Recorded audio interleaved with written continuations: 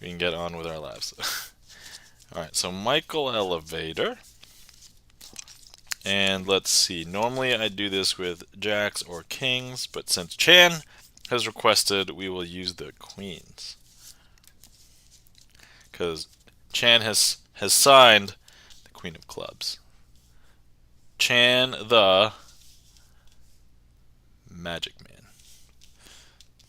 Okay, let me see here. Queen, queen, and then I will need...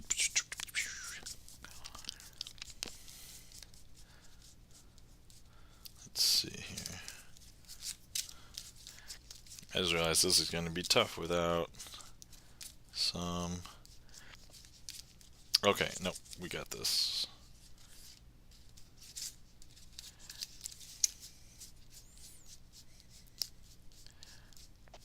Okay. Here we go.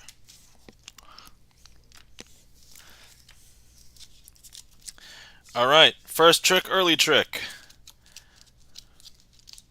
So,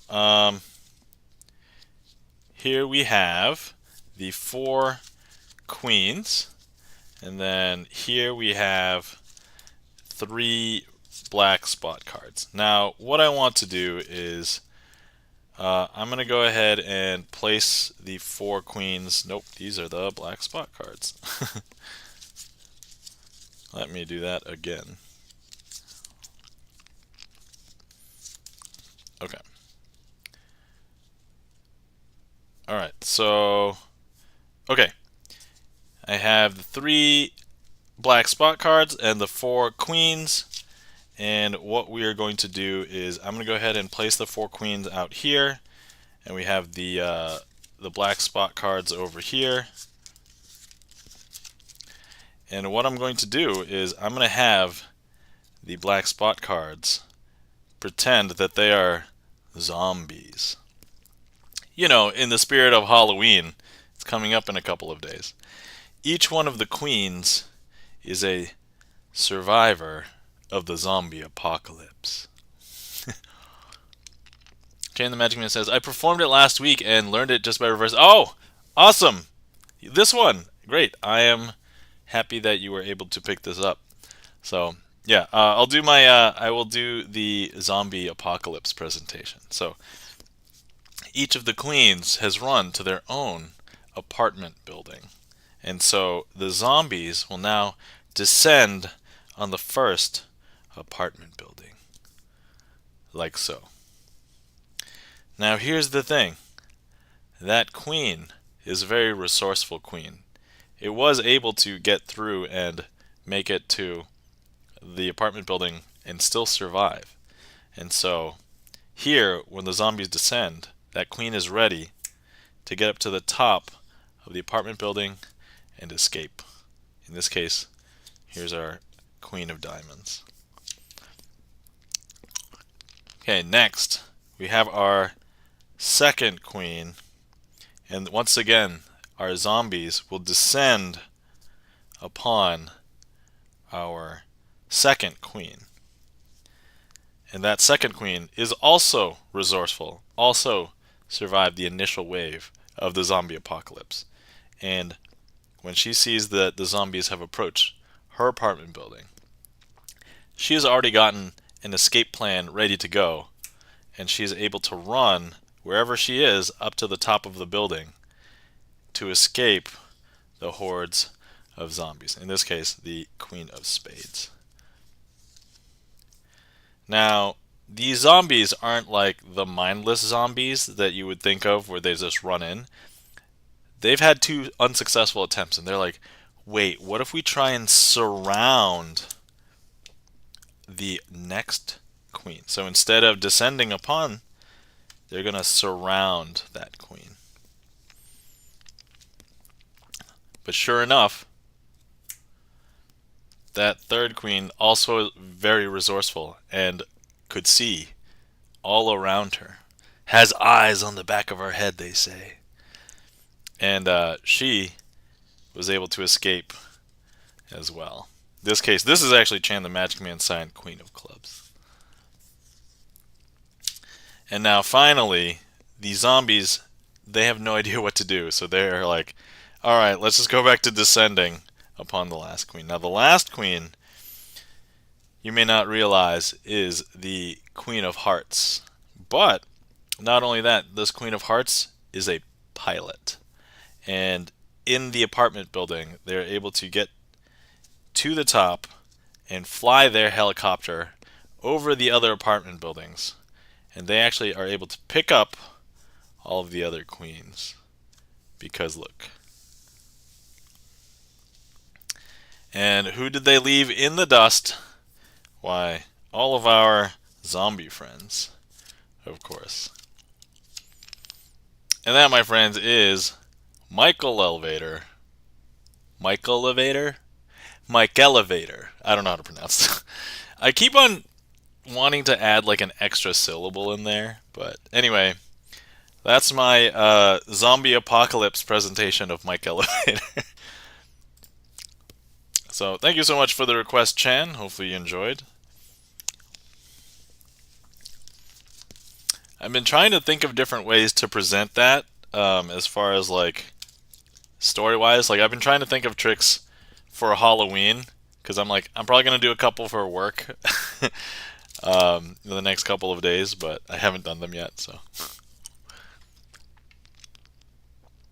I forgot to mention that Matt Franco was on my hotel keycard. Whoa, that's awesome!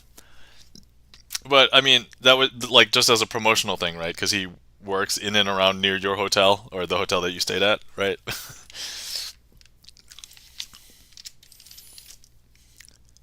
Thank you so much for the request, Chan. Hopefully you enjoyed. Gibson says, yes! Yeah, cool. So surprisingly, I hadn't heard of Matt Franco up until after he got famous. I mean, go figure, right? Like you don't really know about anybody until they get famous. But I was like, who's Matt Franco? And I'm like, is he famous because he's an actor? No, wait, he does magic. It's either Matt Franco or Guy Fieri. Awesome. Okay, alright, so let's see. So far, I've been watching a few Harapan Ong performances. His work is amazing. Oh, I love Harapan Ong. He does great work. Actually, if you are on Instagram, he puts like all of his new stuff on Instagram, and he follows some trends. Like, and he's like nerdy geeky because he's a science teacher. So, yeah. Let me see. I'm going to go ahead and put in...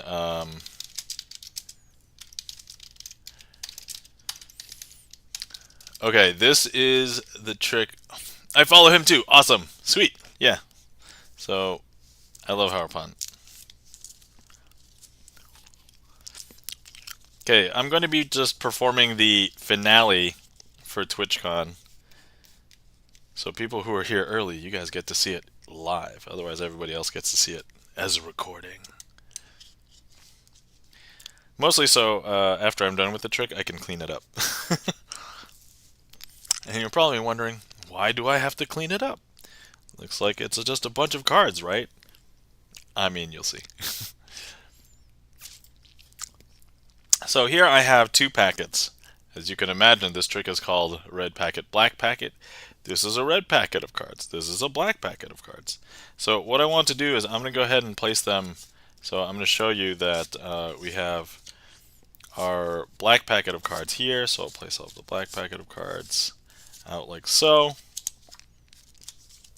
And what I want to do now is I'm going to go ahead and show you that this is a red packet of cards. So as you can see, all red face cards. Those are black spot cards. I'm going to go ahead and swap these. And you would expect to be able to see a black spot card in here now, right? But you won't.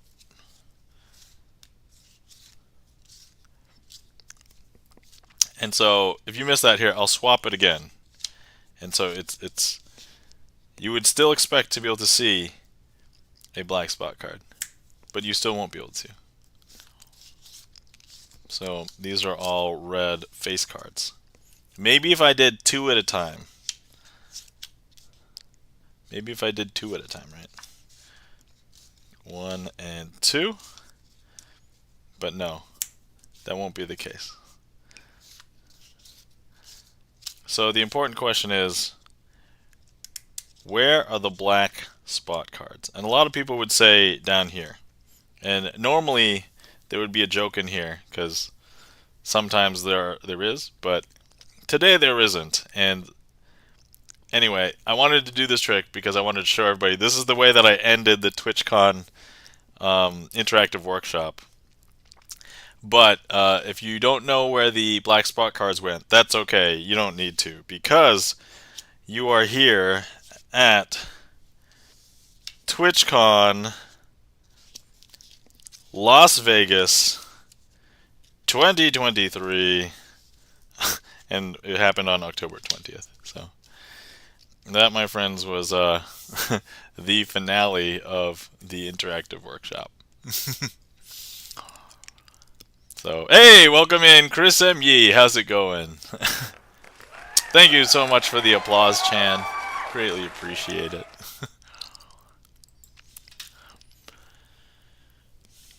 How's it going, Chris?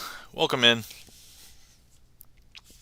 So now that I can clean this up, I was like holding these cards like separately with these other cards, and I'm like, because I actually took these from a deck, so I could put the other cards back into the deck. But yeah, I'll just keep these, because I could conceivably reuse a couple. Well, I can certainly use the TwitchCon one again. I'm not sure if I'll be able to use Las Vegas or October 20th or 2023. I may have to wait a few years, depending on if dates are the same or whatever. Good. Just came back from dinner / boba. Oh, excellent. You got boba tea. What is your choice of boba? So I normally like milk black tea, and then I'll get if I'm not in the mood for like a fruit, and then I usually just get the classic boba. This is lychee strawberry green tea. Oh, awesome, delicious. Sounds good. That's cool too. Yeah, I think normally if I have a fruit one, it's like either some orange, banana, strawberry, fruity flavor. But yeah, that does sound good, says Gibson Lens. All right. So, oh yeah, while I'm here, while everybody, we're just starting to get in. Oh wait, hold on. Let me clear this from the from the list first. All right, let's shout out some friends. All right, people are not following Chan the Magic Man. Chan the Magic Man, one of the other few magicians that stream magic during a given week. Also in chat right now. So Chan the Magic Man, you might catch doing retro games, playing community games, or doing magic on Magic Mondays. And actually lately I've been seeing that also during Magic Mondays we'll do some music that Chan writes as well. So, but yeah, if you're not following Chan the Magic Man, please give Chan the Magic Man a follow. All right. If you're not following our friend Charlie's Beats, allegedly will stream again one day. Please give Charlie's Beats a follow. Musician, gamer, all around just in chats that I'm in. So, if you are not following our friend Chris M. Yee, please give Chris M. Yee a follow. Variety streamer, gamer, also does the Clip M. Yee show, which showcases the some of the best clips across the Twitchiverse. And then, if you're also not following our mod, Gibson Lens, please give Gibson Lens a follow. Plays piano, sight reads from songbooks, real physical songbooks as well, and also does a collection of different music, VGM. Phantom of the Opera seems to be really popular, and composes a lot of his own originals as well. So.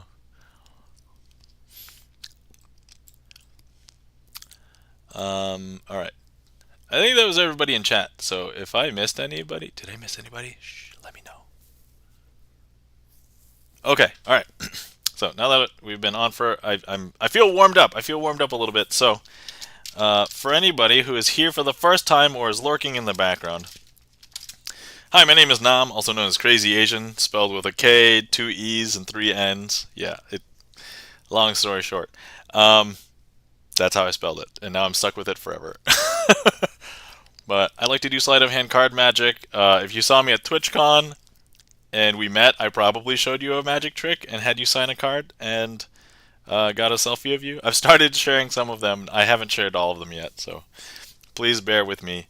My last 2 streams on this channel, the VODs are up, were TwitchCon recaps. So if anybody wants to see basically all the photos and just hear about my experience, those are up and available. Gibson Les says, "Why, yes, I saw you at TwitchCon. Sus eyes."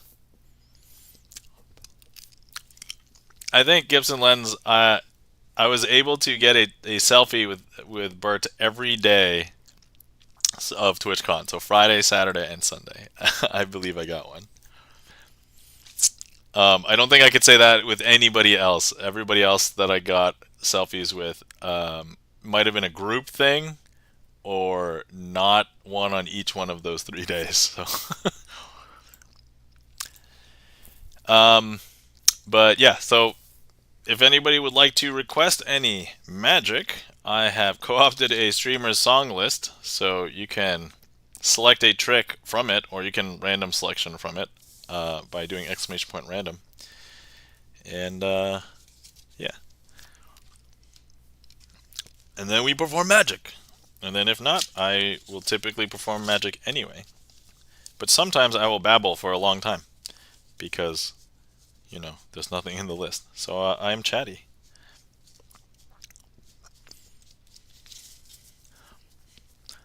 Okay, I think I've restored this deck. Let me make sure there's 54 cards in here.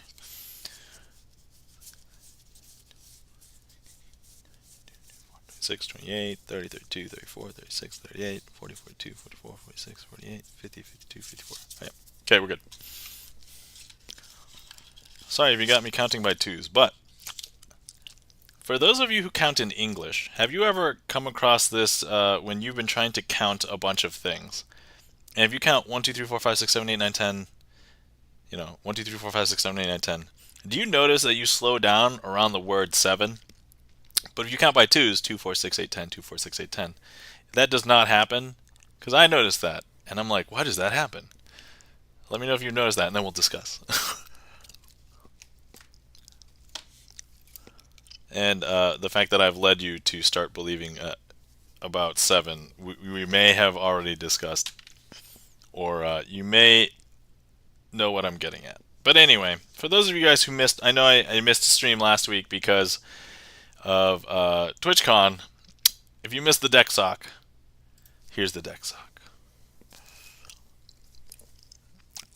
So I did bring the deck sock to Vegas, but was packed away in my bag basically the entire time. Didn't really need to bring the deck sock out. So I'm sorry you didn't see the light of day in Vegas, deck sock, but that's okay. We love you nonetheless. Thank you for still being with me.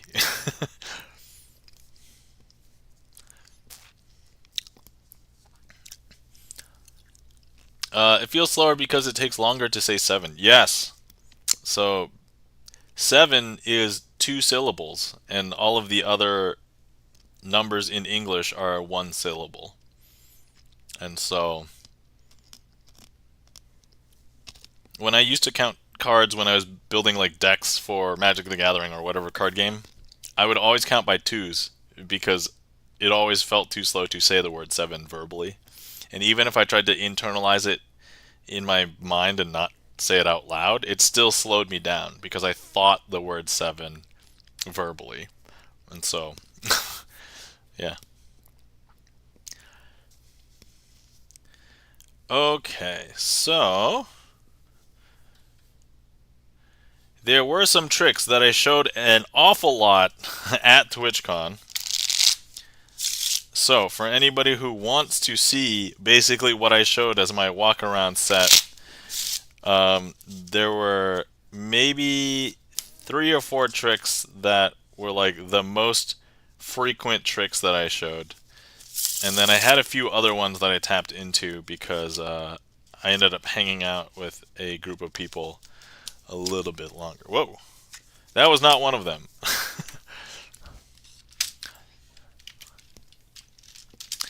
But I'm sorry for those of you who are around me at TwitchCon, but you're going to see this one again. Alright, so the ambitious card trick, I would have the spectator select a card, and this would be whoever I just met or whatever. They would sign it, and so in this case, let's pretend that person signed it. But this is how I initially would start everybody off at personalizing a card. And then in all the selfies that you see with me and like a card, I basically showed them a trick. I tried to show them this trick only if they saw this trick, like if they were standing around with other people, then I would show them a different trick. But the ambitious card trick was basically my go-to for the entire weekend. So I will grab it, take it, place it, and push it into the deck. Do this as slow and as fair as possible. I would tell them to go ahead and snap. That'll get them involved. That would get them kind of invested. And honestly, I feel like if there was any sort of trickery, like this first one is going to be the most sus, but like the easiest one to be like, oh, okay, he's a magician, he did something, right? And so after they snap, I would say, hey, would you believe that that snap moved your card from the center to the top? And so the reason why I would recap that is because I'm starting to prime their thought process in their mind that the card moves from the center to the top after they snap. And so here we have the card jumping from the center to the top. Now those of you who are magicians know how this is done. So Chan, you know how this is done. I know you do variations of this. And then also Gibson Lens, I know you were part of the workshop. You do know one of the sleights used during this, but perhaps you don't know how everything is put together for this particular trick. But conceptually, you understand this part, I think. But after this part is where like it gets a little bit more complicated, because after they do things, after I did it once, and they're like, whoa, whoa, whoa, maybe I just wasn't paying attention. But their hawk eyes are now darted on the deck, and they're like, I'm not going to break my gaze with this ever again. And so I'm like, whoa, whoa, whoa, you just got this power. Let's not waste it. We're going to do it again. And the thing is, one of the things that I told people at the workshop, and I'm sure I mentioned it on stream, but I tell them to go ahead and push it in themselves and just make sure that it gets pushed all the way in. They don't see me do any weird cuts to bring it up to the center. But the important thing is, if I need them to break their gaze, I technically don't, but if I do, I look at them right in their eyes, because in real life, it's really hard to avoid, making eye contact with real people in real life. So, but anyway, I tell them right now, before they snap, I tell them, okay, wait, this is the card that's on top, and so they don't believe that, that their card is on top. And they need to snap to make it move from the center to the top. So now I have them snap, and their card jumps up to the top. And now this is where they start to freak out. And for those of you who are in the know, we are already one step ahead, so we know what's going on as far as this part is concerned. And then now it feels like that if the trick was going to be over, this could be a natural stopping point for the trick, if I wanted to. And if you are a less experienced magician, this might be where you stop. But for oftentimes, unless there appeared to be some people in a hurry or something, I would proceed. And so I tell them, okay, sometimes magicians will swap out a card, but I want them to know that I haven't swapped out a card, and so I leave the card sticking out, and I show them, hey, this is their card, and I make sure they can still see their signature. and I tell them, okay, this is what I'm going to do. I'm going to go ahead and take it and place it into the middle of this packet. Then I take this whole packet and I place it into this packet. And now that that's cleanly in the center, I also have them do the verification. Not only does this act as a double convincer, because I also did it last phase, but they can legitimately just grab the top card and look at it, and it's not their card. That's some other person's card, right? And then what ends up happening is I tell them to go ahead and snap. And that will then bring their card up to the top. And now this is where they're like, what? Like, I had a lot of great reactions at this point as well. And so this is where I would oftentimes end the trick. I would then ask them for a selfie. And I don't think anybody really rejected the selfie outright. Some of them were like, hey, can you take a picture with my VTuber instead? I'm like, okay, yeah. So that works out. And then my cleanup would just be, here, take a look at it. I could spread, I could give them the deck or whatever, but I mean, you end pretty much clean. So that is the ambitious card routine that I did for a large majority of people at TwitchCon. Okay, let's see. So next, thank you kindly for the claps, Chan. Oh, I think I forgot. Thank you kindly for the claps for the previous trick, Chan the Magic Man and Gibson Lens and Chris M.Ye. Thank you so much. Okay. Sorry if I missed those. I know it's been a few minutes now, but okay. The other trick that I ended up doing a lot, because it is relatively small and portable, and also there were some points in which I was having some alcohol. So I ended up doing twisting the, it doesn't have to be the aces, but let's say I had somebody else sign a card and they just saw the ambitious card routine, and I'm like, here, let me show you a different trick. So if they had signed a 4, I would go ahead and find all of the 4s.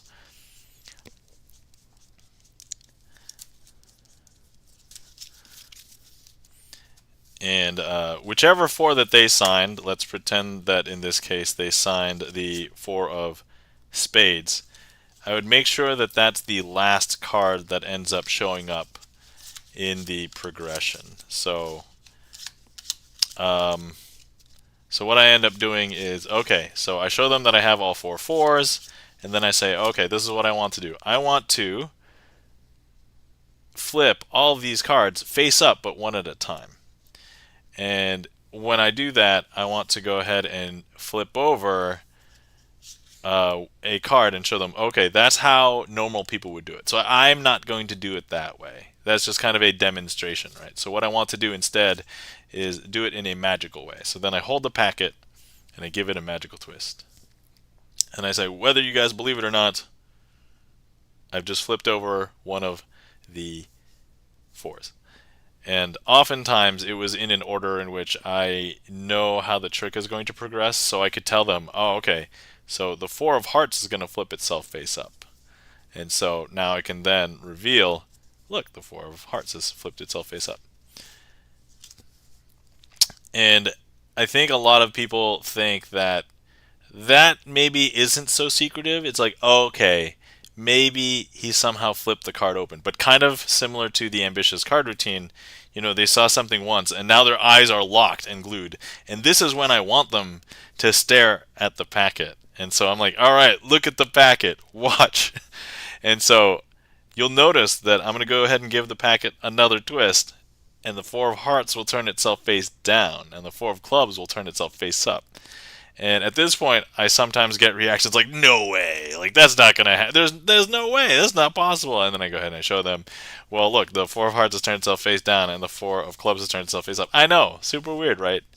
And I think one of my taglines, I'm sure that you guys know at this point, but people even at TwitchCon picked up on it, and they were like, oh, that's weird, isn't it? Or it's like, so they knew that that part of my presentational personality shines through. And then I say, whoa, okay. That was two of the fours. We need to do two more fours. So hold the pack and give another magical twist. That's going to turn up the four of diamonds. And so when this one turns up and all the other fours are face down, they're like, what? And then when I spread here, it's like, what? So, like, no way, no way. And so now I tell them, okay, when we have one more left, and in this case is like the four of spades in this case, let me just show you, and now I'll show them that all of the cards are face down, right? But what's going to happen is even if I give it one magical twist, all of the cards will still be face down. And to make this kind of interactive, I would actually oftentimes have a spectator, so whether it was the person who signed it or somebody standing next to them, hold the packet, and then whoever was present that did the ambitious card trick, if they snapped, I would have that person snap over the packet, and then they could just hold the packet until the snap was done, and then I tell them go ahead and spread it like I'm hands off. And most people were like, "What? No way!" We spread the four of spades, their card is face up, and so that was twisting the aces or twisting the fours in this case. But so yeah, that was super cool, and those are like my main tricks because I can do those basically without thinking too much about it. Like I was able to do them even after I'd had some drinks, and I was like, okay, not like I had no fear of messing this trick up at all, because I almost feel like it's unfathomable for me to mess those ones up. So, all right, let's see here. Oh, we have a request. Thank you, Charlie's Beats, for requesting Birds of a Feather. Let me go ahead and prepare for that trick. But let's see here. I just need to find a handful of... these were sorted earlier. I probably shouldn't have shuffled because then it would have been easier to find everything.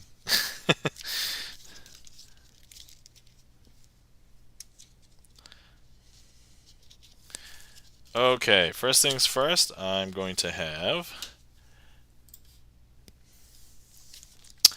the four jacks out like this, and I'm going to go ahead and introduce each one of the jacks. So here we have the jack of spades,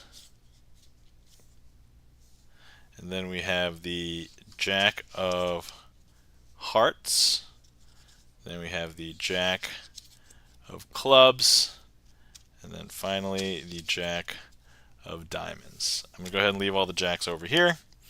And if you were here, or if I had presented this, I did not present this at TwitchCon, but I could have somebody cut off about 3/4 of the deck. They could really cut wherever they need to. I only say 3/4 because we're then going to need to cut this into 3 roughly equal parts. So I would ask them to cut 2/3 of the way down from here and place it over here. And then I would have them cut about half of this packet and then place it down here. I've sometimes stylistically changed it so that it would just be 4 in a row, but the original version of the trick is like 3 in front, 1 in back. Doesn't really matter too much, but hey, welcome in SROM Music. How's it going? Yeah, Jack of me. That's right, Jack of you. So, anyway, what I want to do is I want to mark each one of these with a jack, and so I'm going to mark this first one with a jack there, and then I want to mark this second one with a jack as well, and then I want to mark this third one with a jack as well. And then we're going to go ahead and mark this last one with the final jack. There we go. And if you were here, I could involve the audience at this point and be like, okay, so if there's a spectator over here, I could have them touch these two piles at the same time. And then if I had another spectator, I could have them touch these two piles, and a third spectator touch these 2 piles at the same time. And in lieu of that, we're just going to have the deck sock do everything. Pew, pew, pew.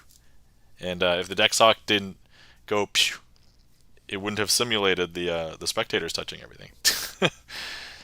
That's what says. I'm a lurk monster. If there is magic happening, chances are I'm hiding in the shadows.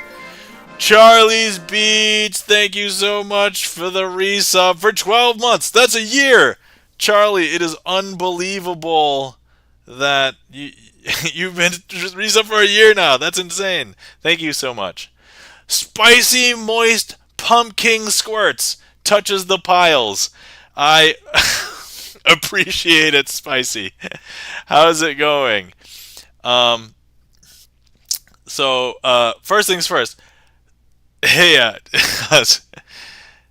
Spicy, let me finish up this trick, but I'm glad you're here. I would like you to sign a card. Long story, but we'll get to that after the trick is done. So, would you now believe that the deck sock was able to get all of the what were they, jacks? They were jacks, right? All of the jacks to jump down here. Yes, all right. Because if you don't believe me, look, watch. All of the jacks are now down here. That's a jack of clubs, jack of diamonds, jack of spades, and the jack of hearts. Now, important question. Would you also believe that not only did that happen, but wherever you cut, you'd actually cut to places that would perfectly line up each one of these cards. So if I showed you, here's a 5 of clubs, here's a 5 of diamonds, here's a 5 of spades, and then this, of course, is the requester of the trick, Charlie's Beats, signed 5 of hearts. There we are. And that, my friends, is birds of a feather. Okay. All right. Let's see here. Okay, cool. I'm down. All right. Great to see all of you. Yes, great to see you too, Spicy. Charlie's Beats got the Pog. Chan the Magic Man says, nice! Actually, if you guys haven't seen Chan's stream, he goes, nice. That's, I feel like that's a Chan tagline. So, thank you kindly for the claps, Charlie's Beats and Spicy. All right. Spicy, a long time ago, I first started streaming, and you were in like one of the first affiliate streams. Actually, no, you came in one of the first affiliate streams, or if not the first affiliate stream. And I thank you for that. But you and Avo / Bordering Bedlam, one of you subbed, one of you donated a bunch of bits, and since then I've been doing a thing where if you either sub or donate an equivalent of bits, you get to sign a card. And I know that at the time, Bordering Bedlam was still Avo the Crafty Art Hole. So a card was signed as Avo the Crafty Art Hole. But we never got a chance to have you sign something after we ran that. And I remember you literally dropped like 1,000 bits. So thank you so much for that, number one. And number two, it still is, if you would like to sign one of the cards, there's actually very few cards that have not been signed in this deck.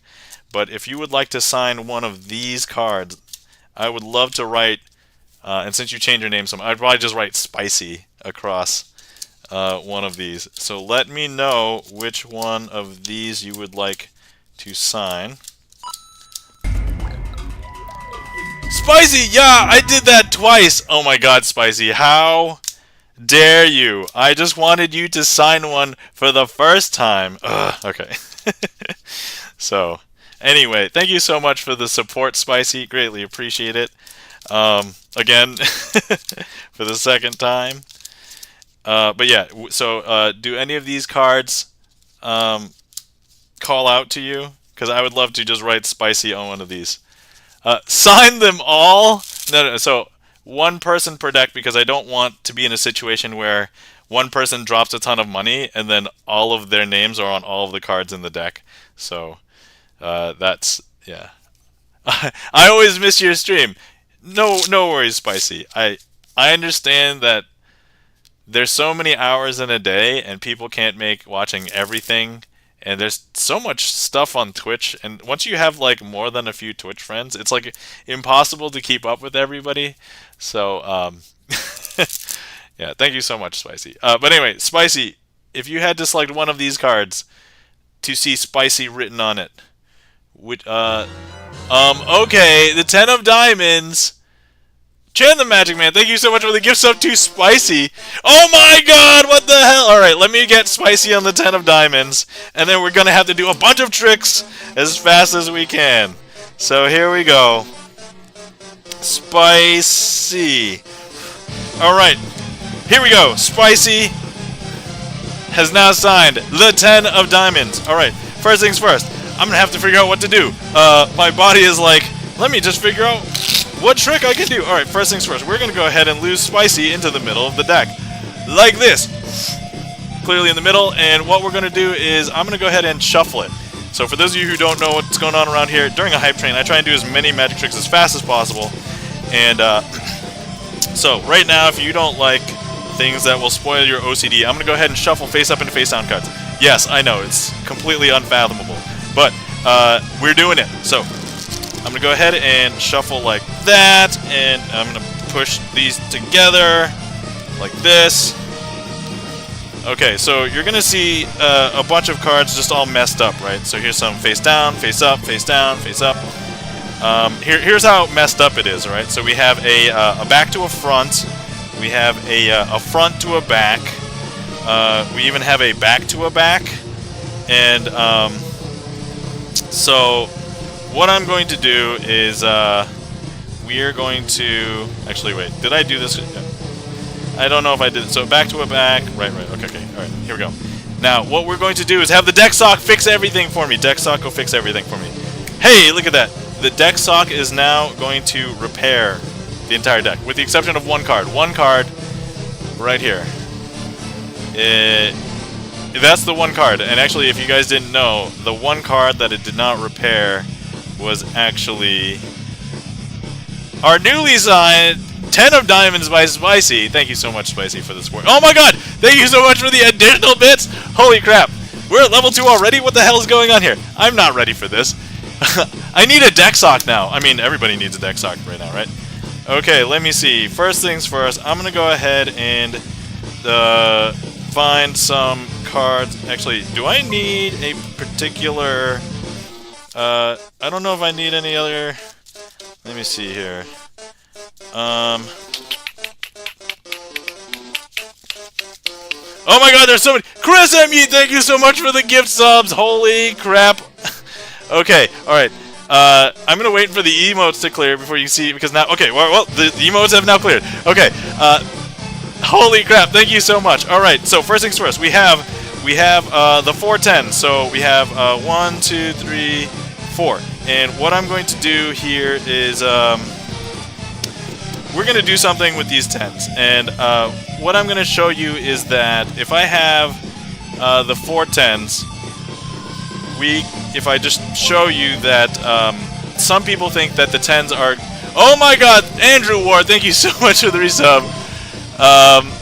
So look, if I show you, if I just flip up 2 of the 10s, so here's 2 10s face up, 2 10s face down, and if I go ahead and I close it, and we flip it over, you would expect that now if I count through the cards, there would be 2 cards face up, 2 cards face down. But no, all of the cards are actually face down. See, 1, 2, 3, 4. I know, it's super weird, right? Now we're going to break a rule of magic. I'm going to go ahead and flip 2 cards face up and 2 cards face down again. Yeah, you don't do the same trick twice, but we're going to go ahead and do it. So, here we go, 2 cards face up, 2 cards face down. So you would expect that 2 of the 10s you can see and 2 of them you can't. But look, if I snap, all the cards are going to be face down. I know, is that super weird? Now, normally when I do this trick, I normally use the kings, and so if I really wanted them to be the kings, I can just go ahead and make one of them a king instead. See? Look. I know, that's super weird, right? So there's one king, and actually if I wanted another one of those 10s to become another king, I can actually make it become another king. Here's another king, and actually if I just do this with all of them, so look, that is the king of clubs, king of diamonds, king of spades, and of course, king of hearts. And that, my friends, is what? So here we have all of the kings, and now you're probably wondering, where are all the 10s? And some people believe that they are on the top. No, I don't see any tens there. And then some people believe that they're on the bottom. I don't see any tens there. So actually, if we just... I stole these from the middle of the deck, so they should be in the middle of the deck somewhere. Here they are. Here's the 4 tens. So, right in the middle. Thank you so much for all the support. What the heck is going on? Okay. There's stuff going on in chat, and I have no idea what's going on. Okay, alright. Let's go ahead and do a trick with... let's see here. There's still some hype train left. Okay, so there's still some hype train left. Alright, let me just grab some other face cards, and then let's grab some spot cards. And we will go ahead and do this. Okay, so look, I have 4 black spot cards over here and 4 red face cards over here. You would not at a glance mix them up, right? So there's no way that you would ever mix those up. But look, what if I go ahead and I grab one of these and place it over here, and grab one of these and place it over here? As we were discussing, sometimes magicians will do a magical snap. Sometimes it's for effect, but other times it is literally just to do something. So I'm going to tell you right now, when I just snapped right now, I actually shot the weird off card into the correct pile. Because if I show you, these are actually all black spot cards now, right? And these are actually all red face cards. Isn't that weird? That's super weird, right? That should not happen. Now, some people... Oh my god, thank you so much, Charlie's Beats, for the gift subs! So here we have our... so 2 black spot cards, 2 black spot cards, and we have two red face cards and 2 red face cards. So I'll place them here and here. Now if I take 2 red face cards and place them on 2 black spot cards, 2 black spot cards, place them on 2 red face cards, and once again we place them right here, and we're going to go ahead and do another snap. That is going to once again kick the off colors cards, not just one card in this case, but multiple cards from each pile to the other pile. And actually, if I show you, these are actually going to be all red face cards, right? Because take a look. Red, red, red, red. Super weird. Thank you so much for the gift sub to Chan the Magic Man, Chris. I'm going to have to go back and thank everybody later after I do all of the crazy fast magic. But let's see. And once again, these are all the black spot cards, because take a look. See, black spot cards. Super weird. Super weird. Okay, this is the only part that's going to be face down. So look, if I show you, I'm going to go ahead and swap the 1 card in each pile like this. And I'm going to go ahead and grab these and place that in there. Grab these, place this in here. Once again, I'm going to place them just near each other, and then I'm going to snap. And actually, that off card is going to swap piles into the correct pile, because if I show you, Spicy Voice Pump King Squirt says, "The Fast and the Curious." Here we are.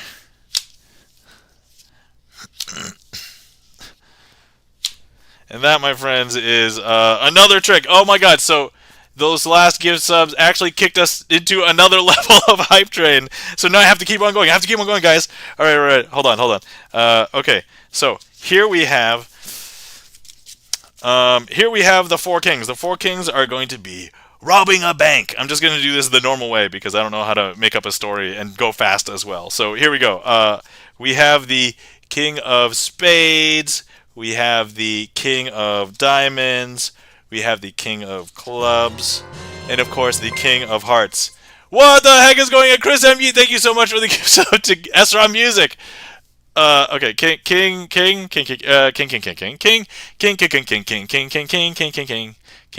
All right, now 69%. Nice, says Chan. All right, so what I'm going to do is we are going to go ahead and we're going to have the king of spades be the leader.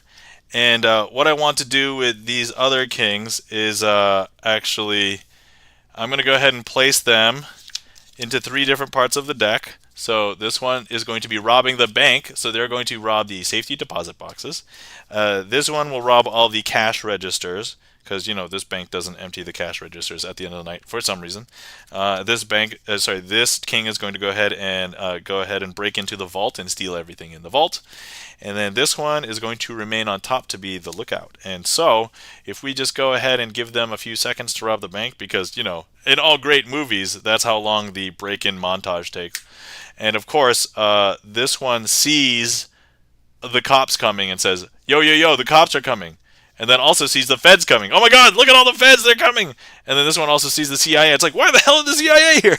And so he's like, we have the GTFO guys. And so they all run up to the top of the building and they all get into their helicopter to get away. Okay. All right, we have... Oh my God, thank you so much, Charlie's Beats, for 2 additional gift subs. Holy crap. All right, we have, okay, two black. Okay, this was one of the other tricks that I did a lot at TwitchCon. So look, I have, all right, well, we can't see yet. If anybody hasn't had a swig of something to hydrate, please hydrate, because if you've been sitting around for a while, we all forget to hydrate. So hydrate. Woo! Okay, I see Chan going, woo! Okay. All right, I'm not going to lie. I'm at a high level of energy right now. So, okay, I have 2 black kings and 2 red 10s. You would not at a glance mix them up, right? So this is one of the other ones that I did a lot at TwitchCon. So look, if I go ahead and I turn the 2 red 10s face down, and I place the 2 black kings in between them, this is the state of them. So what I'm going to do, if I reverse count them, 1, 2, 3, 4, the 2 black kings will still be face up in the middle of the 2 face down red 10s, right? But if I just go ahead and I reverse count them, but all I did was just one additional thing. I hold the packet and give it a magical shake. This magical shake actually changes everything. Would you believe that this magical shake actually makes the 2 red 10s now face up in the middle of the 2 black kings face down on the outside? If you don't believe that, because take a look. I know, super weird, right? Super weird. And if you missed that, that's okay. So right now, face up in the middle is the 2 red 10s. Once again, if I reverse count them, you'll just kind of see that they're all still in the same situation, right? But if I reverse count them, and then I do the magical shake. So if I hold the packet and give it a magical shake, that magical shake changes everything. This magical shake is actually the thing that will change it. And so now the 2 black kings will be face up in the middle. I know! Super weird, right? Super weird. So anyway, that, my friends, is shake it off! Shake it off! I'm going to do it side to side because I don't want to do it up and down because then people can screenshot and then it gets super weird. Add the memes. Okay. All right. I have 3 minutes to fill. What the heck am I going to do in 3 minutes? Okay. All right. So I had another trick. And we're going to go ahead and we're going to use the 4 kings. So this one is a trick that I did a lot. So what I would have, not a lot, but this was probably the trick that got me the most mileage unexpectedly at TwitchCon. And this was when I was showing Magic to a group of people. And so I would have 3 people select a card to sign. 3 people would sign them. And then I would have to do a trick with all 3 because I didn't want to. So, for example, if you guys remember that I showed a selfie of me, Vince Van Gogh, Noctunes, and Tony King. They signed 3 cards, and I did this trick. So they would sign their cards, and we would go ahead and place them into 3 different parts of the deck. So let's say we placed one card kind of near the top. So this one is near the top, and then we're going to go ahead and place this one kind of near the middle. Not near the top or the bottom. And then what we're going to do is place this one kind of near the bottom, like so. And so those are the 3 cards. So those would be lost in the deck.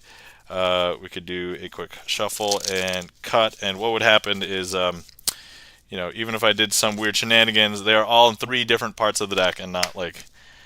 So now I would use, typically I would use the aces, but today we're going to use the kings because I'm trying to do magic as fast as possible and I already had them. So what we're going to do is I'm going to have the kings be bounty hunters and they're going to find all 3 of your cards, the spectators' cards. So what we're going to do is have this first king go ahead and hunt through the deck. And so you'll see that the first king is... Thank you so much, Spicy Moist Pumpkin! 5 more subs! Oh my god, thank you so much for the gift subs. I'm gonna have to go back and re-thank everybody later. So, oh my god, so many emotes on the screen! What's going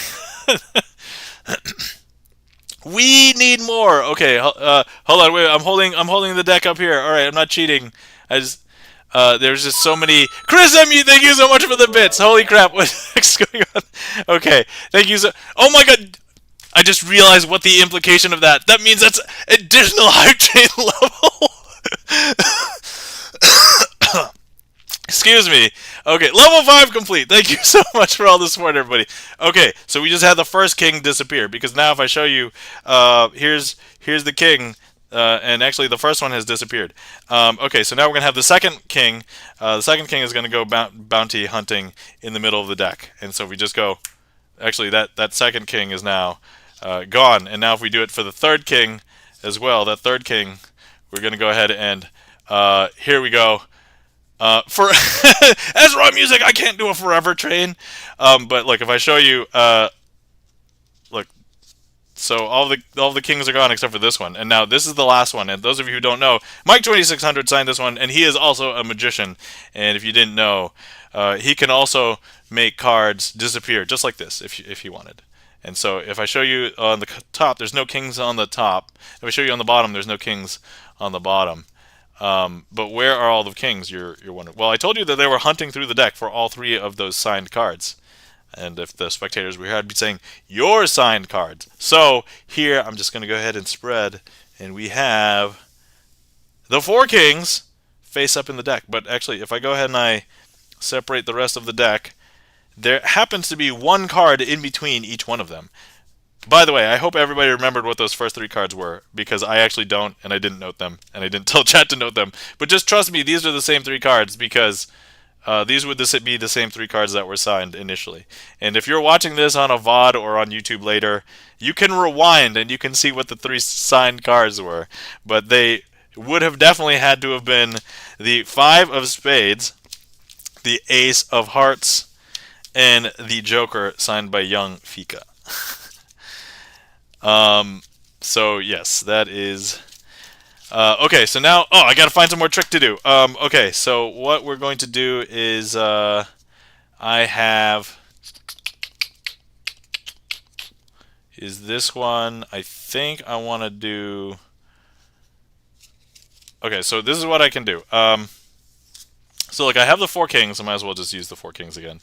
And what I want to do with these 4 kings is something interesting. So if I go ahead and I take the King of Hearts, for example, and I stick it in the middle of this packet, if I reverse count the cards in this packet, you're going to see it face up, right? But all I have to do is snap, and that King of Hearts is going to turn itself face down. I know, super weird, right? But actually, if I want to do something different, like I can hold the packet and shake instead of snapping, and what I can do is turn one of them up. That's going to go ahead and turn up the spade. And now I'm going to go ahead and once again hold the packet and give it another shake, and that's going to go ahead and turn up the King of Diamonds. Now the King of Diamonds, I don't actually have to shake while the cards are face down and hidden. I can actually just shake just up like this. So that King of Diamonds is actually going to change into the King of Clubs. Is that weird? That's super weird, right? And then what's going to happen is if I go ahead and I grab this and I take it and place it face. Victor Sor, welcome in. Victor Sor says nice. Okay, so I just want to show you that all the cards are currently face down, right? So we're just going to go ahead and show you that all the cards are face down. But I just want to show you that magicians can turn cards face up really fast, but actually not like this, because not this card. I just want you to watch this card, okay? So the second card, we're going to go ahead and turn fit 1, 2, 3. And now, actually, if you didn't know, that actually turned up all of the kings. See? So all the kings are now turned face up. Is that weird or what? That is super weird, huh? And that, my friends, is... Oh, yeah, I just realized I have 30 more seconds. All right, hold on. Okay, what else can I do with the 4 kings? Okay, if we had, we just need 1 selected card. So here we go, 1 selected card. Here we go. Boom. That's the selected card. Okay, so if we have the 8 of diamonds, so just remember the 8 of diamonds. And then the rest we have the black kings and the red kings. So what I want to do is if I go ahead and I just put the red kings there, one of the black kings there, and then this one, we're going to go ahead and... So I'm going to leave the 8 of diamonds there just for a second. And what I want to do is show you that we have our 2 black kings there. And if I go ahead and I grab the 8 and I place it with the red kings, so 1, 2, 3, and all I have to do is just smash this together. That 8 has disappeared, and actually there's only 2 cards here, and both of these cards are the 2 black kings. And you're probably wondering where the 8 is. That's actually now in between the 2 black kings. Is that weird or what? Super weird. Okay. If you guys missed that, I know that that went a little bit too fast. We'll do that again. So we have the 2 black kings, the 2 red kings, and the 8 right there. So last time I turned all of the kings face down, but actually we'll leave the black kings face up this time. So here's one of the black kings, the other black king, and then what we're going to do is I'm going to leave this over there just for a second. And then what I want to do is need to find the other black king. What I'm going to do differently this time is I will place the 8 in between the 2 black kings. And I will take the 2 red kings and I'll place them in my hand and line them up. And then I'm going to go ahead and smash these cards into one card. And actually, if you don't believe me, it's only one card now. And this one card is the 8 of diamonds because, well, you're probably wondering where the red kings are. Because there's only one card in between those 2. But actually, if I show you, all I have to do is just strip away the black kings, and if I hold these cards like this, 1, 2, and I just split them like that, it becomes 2 cards, and these happen to be our 2 black kings. And that, my friends, is the conclusion of the hype train. Woo! I need a breather after that, guys. Alright, so let's see. First of all, let me grab these heat maps. Heat maps, great snack for everybody. Like a little spicy. Pun intended, spicy's in chat. Yeah, time to hyperdrate. Yes. So if anybody's been sitting around and hasn't hydrated in a while, please hydrate. Hindu Soon, hello, welcome back. How's it going? I think I saw you come in, but I was in the middle of a hype train. For those of you who don't know, when we have a hype train here, I literally just try and do as much magic as fast as possible during the hype train. So, and Victor Soar, welcome in. How's it going? That trick was the royal treatment. I ate it up. All right. Let me. So. Because there was so much hype, and thank you so much to everybody who supported. Let me go back and let me just thank everybody for everything. So, Charlie's Beats, thank you so much for the resub. Spicy, thank you so much for the 1,000 bits. And then that's when we signed the card and kicked off the possibility of a hype train. Thank you so much to Chan the Magic Man for the gift sub to Spicy, which actually kicked off the hype train. So thank you guys for the initial 3 things that kicked off the hype train. Spicy, thank you for the 100 bits. Chris M.U., thank you so much for the 5 gift subs. To Wushen Snake, Michelin Vegas, Zoella, Arcs, and Slightly Stefan. Thank you so much, Andrew War, for the resub. Thank you so much, Charlie's Beats, for the 2 gift subs to Ya7849 and Sumiways.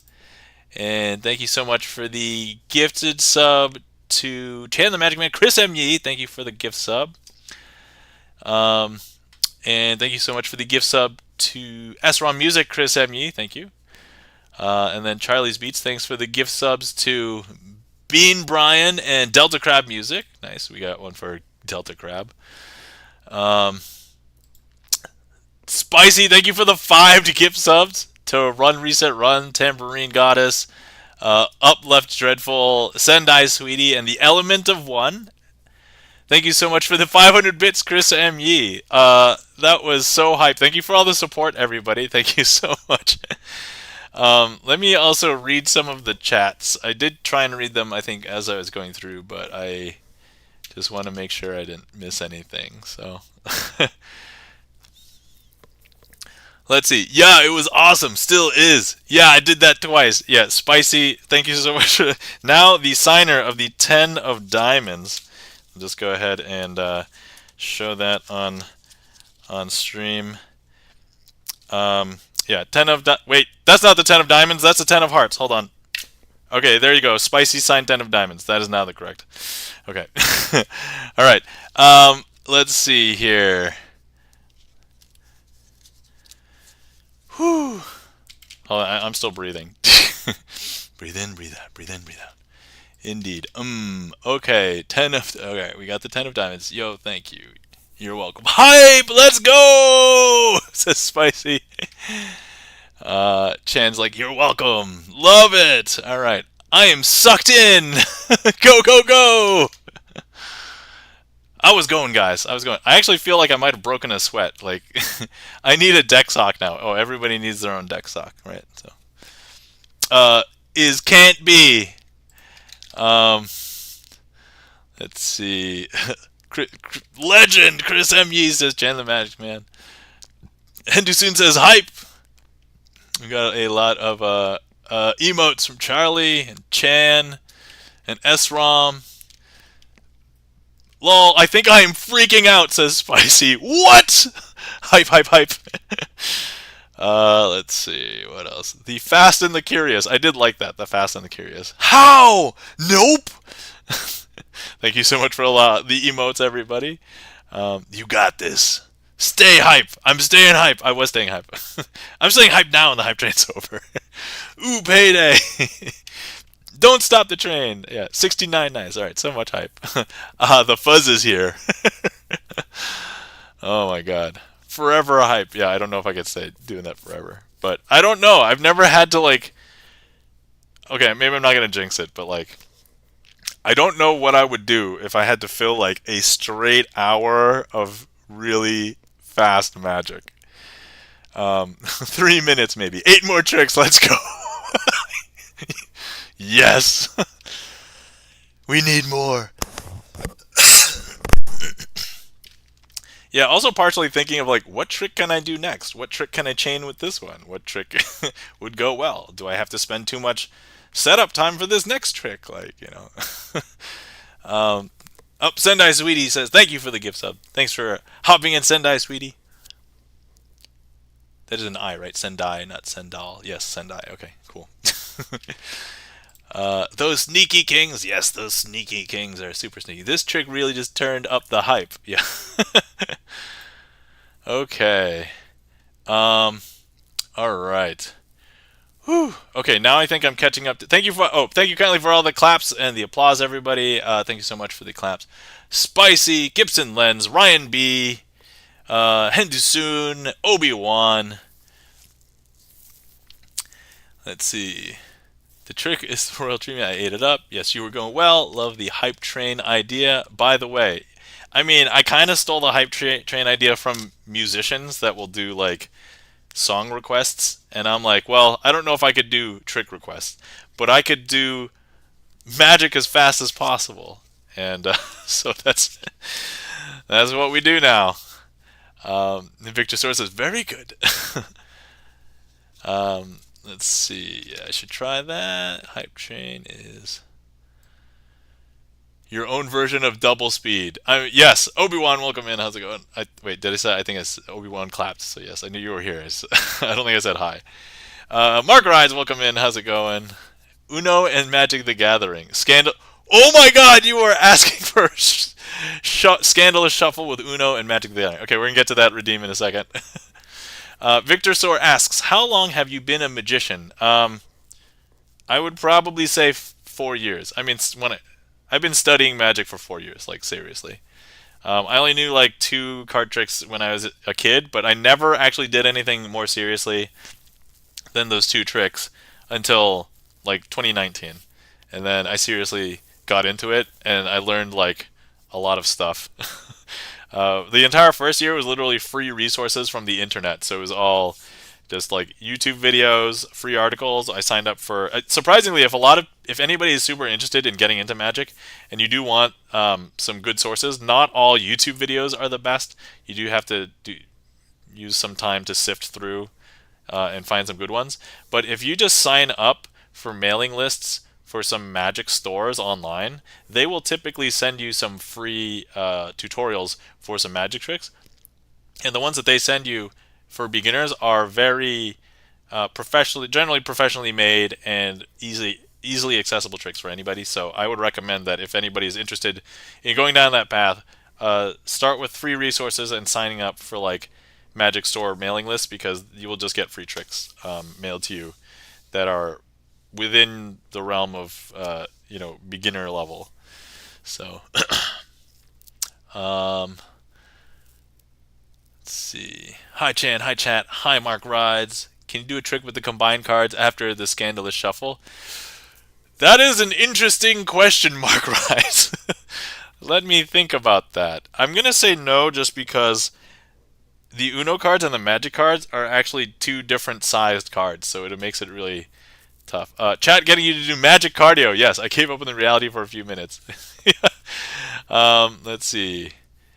Thank you for the claps, Charlie's Beats, and Mark Wright says good, and Victor Source says very nice. Okay, alright, so for those of you guys who don't know, we have a bunch of different redeems. For a handful of redeems, they happen to be different decks of cards or different cards that I can do Sleight of Hand magic with. So if you happen to choose one of the, I think the blue ones, they are different cards, and if you choose a trick from my trick list that is a like an impromptu trick, high probability that I will be able to do a magic trick with them. I kind of draw the line at some gigantic card ones, because I can't do all of the sleights with gigantic cards. So the redeem that was called was Scandalous Shuffle, and for those of you who don't know what a Scandalous Shuffle is, we're going to be shuffling together a bunch of different cards of two different types.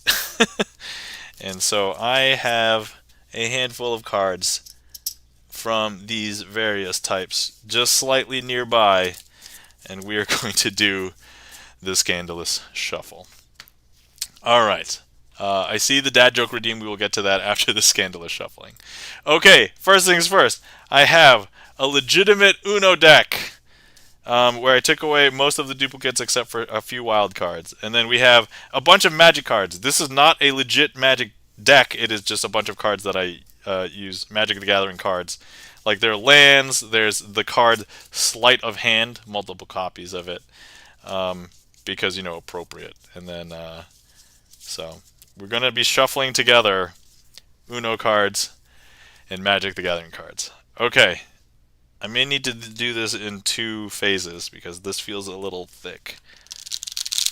Okay, so here's the first phase, second phase, and now can I push them together?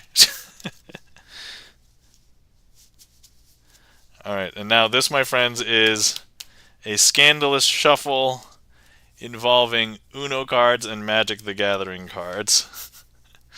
Wait, how do we know a joke is a dad joke? I mean, you'll know, because I'll tell you. And then actually, if you need a litmus test, just wait for Charlie's Beats to do a facepalm emote, because, yeah. When it's apparent... Oh, how how do you know a joke is a dad joke? When it's apparent! Alright, Victor Sword, you get this one for free. I'm not going to use that as my redeem, but there you go. Victor Sor, is this your first time here in the stream? You're gonna fit right in. Like I'm just letting you know, this is perfect. So yeah. Anyway, Mark Rides. Hopefully this fulfills the your request for a Scandalous Shuffle. Let me first time chatting. Yes. Excellent. If you take 4 cards, could you do oil and water? Could I do oil and water with this? It'd be tough. Okay, let me think about that for a minute. Let me do this dad joke redeem first, and then we'll go from there. Okay, alright, so, let's see. Dad joke. Where are you? I'm going to tell you. And they get a face palm from Charlie's Beats. Okay. All right.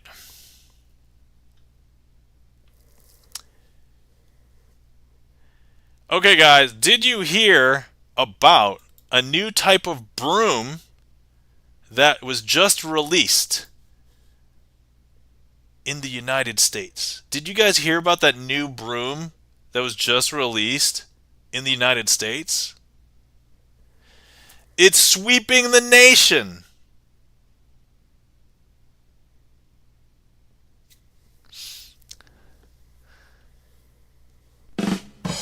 Thank you, Spicy, for the okay, and then let's see.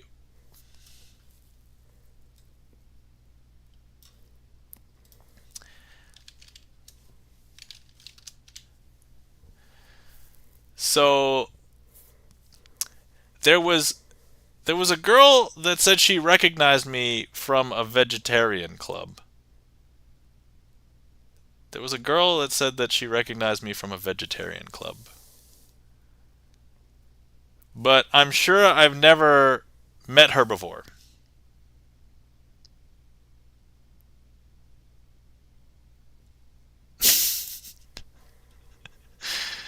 I'm sure I've never met her before.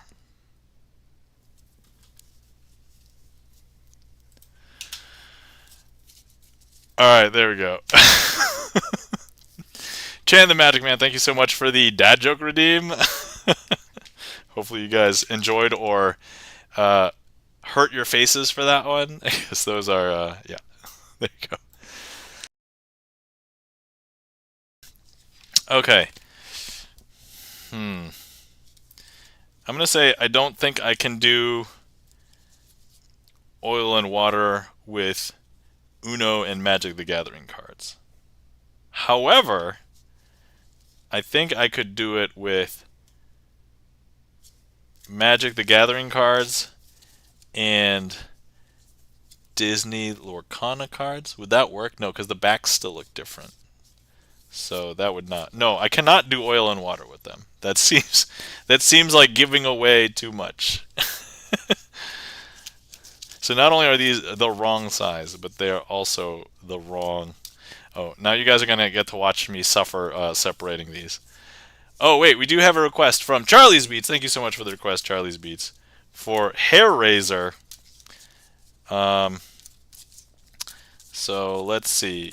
The question is, can I perform Hair Razor with Uno cards? Is that doable? I think it's doable. I'm pretty sure. Let me separate these out first. And then, yeah, I think it's doable. I think we can do something with it. Okay. Lol, my brain hurts. Love it. Okay, what about Magic and Lorcana? Yeah, I can probably do. Let me see. Depending on the trick, I can probably do the trick with Magic Lorcana cards. But so I guess the goal for Mark Rise that you're asking for is being able to mix two different types of cards together, right? Is basically what you're asking for. All right, let me see if I can prepare for this trick for Charlie's Beats, and I'm gonna try and do it with. I'm going to try and do it with Uno cards. Let's see if I can do it with Uno cards. I think it's doable. It should be doable. Let me see.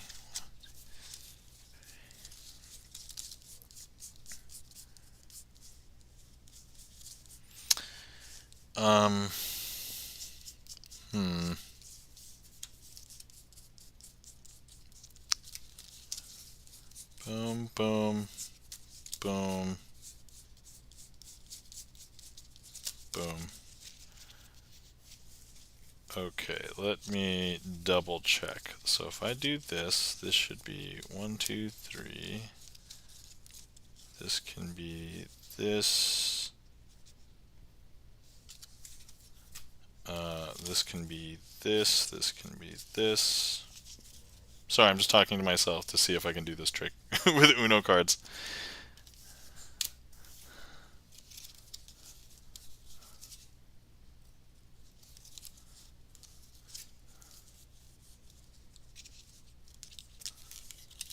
Wait. Oh, no, no, no, no. Okay, okay, okay, hold on. I almost set this up wrong. Sorry, mapping cards from in my head with cards that are not meant to do this is a little bit rough. Okay.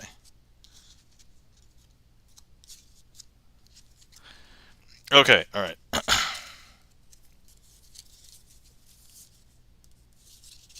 All right, okay, here we go. I'm going to attempt to perform hair raiser with Uno cards because, I already got them out, so why not? Okay. And if I give away the secrets of magic, hopefully you won't be able to remap it to a regular deck of cards. Okay, because they're Uno cards. All right, ooh, okay.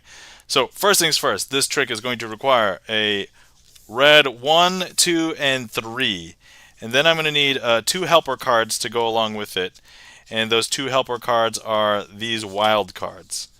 And so with these wild cards, what I want to do is do something interesting. So if I go ahead and I take the 1 and I place it on the bottom, if I snap, that 1 is going to jump from the bottom to the top.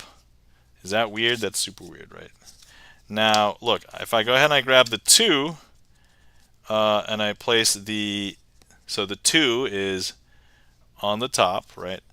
But now if I grab it and place it on the bottom, if I snap, that 2 should now hop back up to the top like this. I know, super weird, right? Now what I'm going to do is, once again, we'll do that with the 3. And if the 3 if it goes on the bottom like this, all I have to do is snap, and that 3 is actually going to jump up to the top. I know, super weird, right? And some people are like, whoa, whoa, whoa. Nom, you're going too fast. I know, those wild cards are super wild, but here. I said I was going too fast. I'm not going to slow it down. We're just going to do it faster. Look, that 3 is going to go on the bottom. And it's actually going to jump back up to the... No, wait, that's a 2. Wait, this... So hold on. Now if I place this... Top level magic! Okay. So now what we're going to do is improvise, because that 2 jumped from here to there. So now if I go ahead and I do this, what's going to show up on the top? That's not supposed to show up on the top. This is where the 3 was. There's the 3. That's super weird, right? So the 3 and the 2 had somehow swapped places. And then, just to make sure, place that on the 1, and the 1 is right here. There we are. Okay, so there's the 1. Now, important question. Now, a lot of people think that this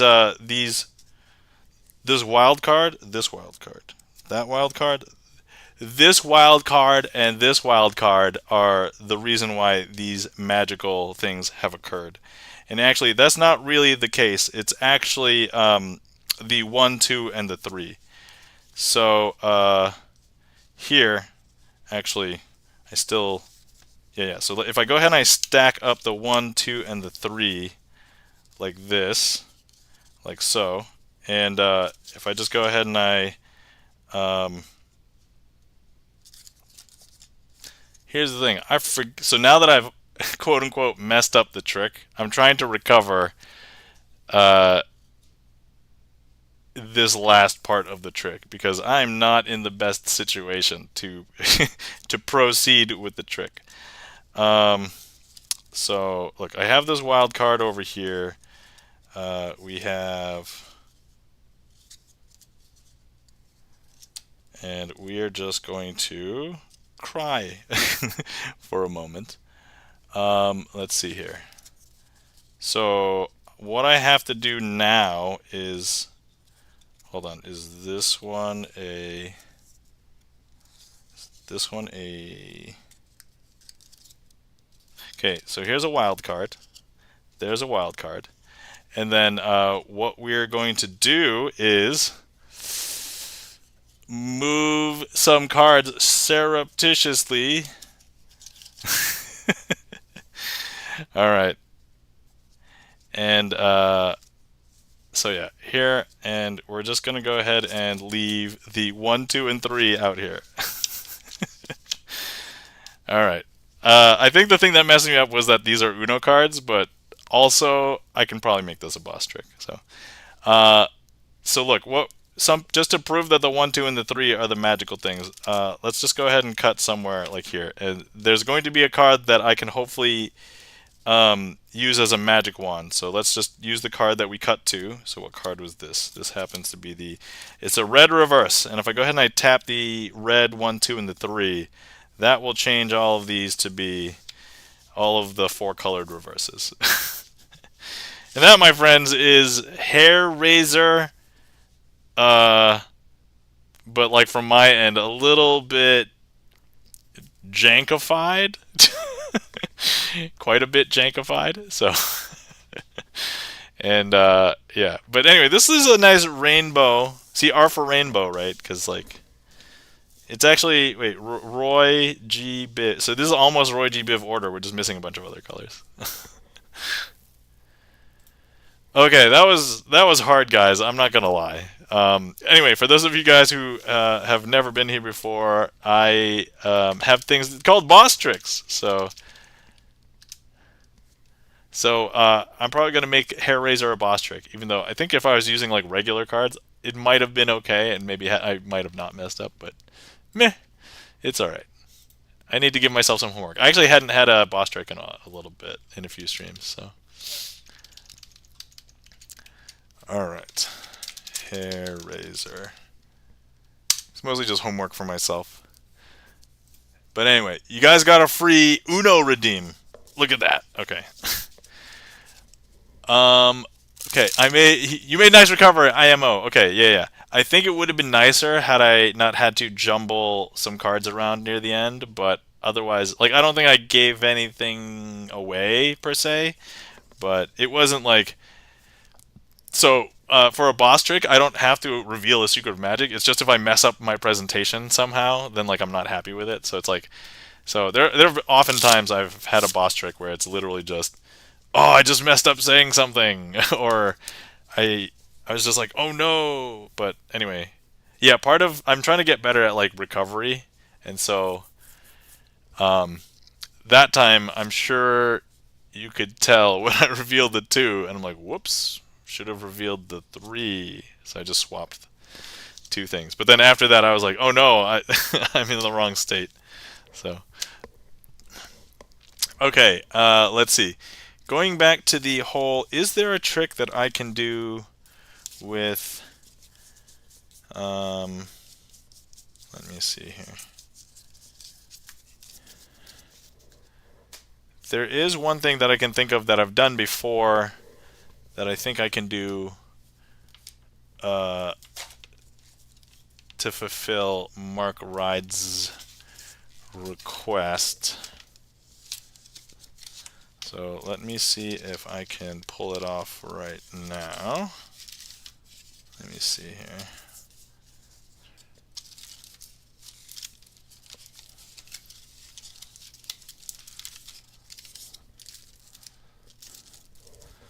I just reorganized like my desk area down here with all of my magic stuff after coming back from TwitchCon, so I have to figure out, is this where I have the thing? Or is that where I have the thing? Okay. Alright. So, let's see here. It was fun to watch. Thank you, Victor Soar. And you made I had made a nice recovery. Thank you. Thank you so much. Okay. Alright, let's see if Songlist will get the correct trick. Twisting Picasso's arm. Yes, okay. Did you see my question about colored card protectors? Oh, hold on. Did you do a question about card protectors? Do you have any card protectors? I do. I was thinking if you put Lorcana cards and Magic cards in the same set of card, it blocks some of the same card. Yeah, I do. But handling cards in sleeves is a completely different skill. And also, um, I'll explain in a moment after I do this trick. But yes. Violin Elf! Getting to see you live! Welcome in, Violin Elf. How's it going? Welcome in. Alright, so I just performed Hair Razor. Okay, so this one is I'm going to try and fulfill Mark Rides' request. So, first things first, for those of you guys, assuming you do Magic with other cards, here's something. Okay, so I have 4 Magic the Gathering cards here, right? 1, 2, 3, 4. Now, here's the thing with these Magic the Gathering cards. Magic the Gathering cards are a dime a dozen, but what everybody's really looking for this holiday season is Disney Lorcana cards, if you guys are into those cards. So what I'm going to do is I'm going to convert these Magic the Gathering cards into Disney Lorcana cards. Here's the first one. So I don't know if you can tell, but one of the Magic the Gathering cards has turned into a Disney Lorcana card. I know, super weird, right? But now what I'm going to do is we're going to need to go ahead and convert another one. So I'm going to go ahead and... So now I should have 2 Magic cards and 2 Disney Lorcana cards, right? Excellent. And then what we're going to do is we're going to need a third one, right? So there's only 1 Magic the Gathering card and 3 Disney Lorcana cards. So now I just want to show you that there is 1 Magic the Gathering card left. And what I need to do is I need to somehow change this into a Disney Lorcana card. And so what I'm going to do is we're going to go ahead and just close this up. I'm going to snap, and actually all of my Magic the Gathering cards now are Disney Lorcana cards. I know, super strange, right?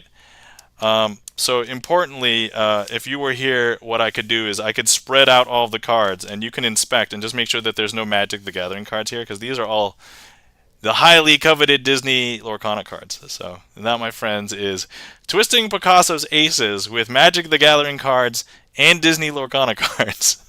So that is that. All right. Whew. Okay. All right. Let's see here.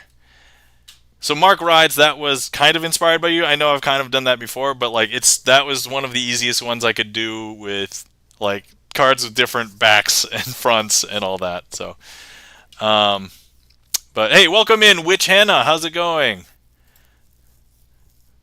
So for those of you who have not been here before, let me introduce myself. Hi, my name is Nam, also known as Crazy Asian, spelled with a K, 2 E's, and 3 N's. And I like to do sleight of hand card magic. And I do Sleight of Hand Sundays here on Sunday. Welcome to Sleight of Hand Sunday. And if you catch me any other time, I might be doing some other stuff. So this past week, I was doing TwitchCon recaps because I physically went. I met a bunch of people at TwitchCon, and I showed a ton of people magic tricks. And I got a lot of people to sign cards and take a selfie with me. So that was wonderful. If you're interested in that, the last 2 VODs. And then also, if you catch me other times, and there wasn't like a big event for Twitch, I probably just playing video games. So, but yeah, playing video games is kind of a new thing for me on Twitch. So, I mean, I've been playing video games my entire life, but anyway, that's that. Yeah, so for those of you also who are not familiar, I use StreamerSonglist as my trick list, and so if anybody wants to request a trick, feel free. Also, if you don't know what trick to request, but you want to request magic, you can just do random. Exclamation point random or exclamation point RR will do it.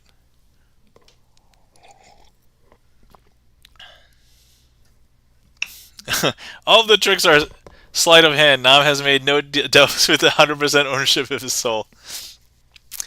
I mean, for the magic, yes, I haven't sold any parts of my soul for magic. There may have been some ill-fated deals in college related to my soul, but completely unrelated to magic. So, but we will not talk about those.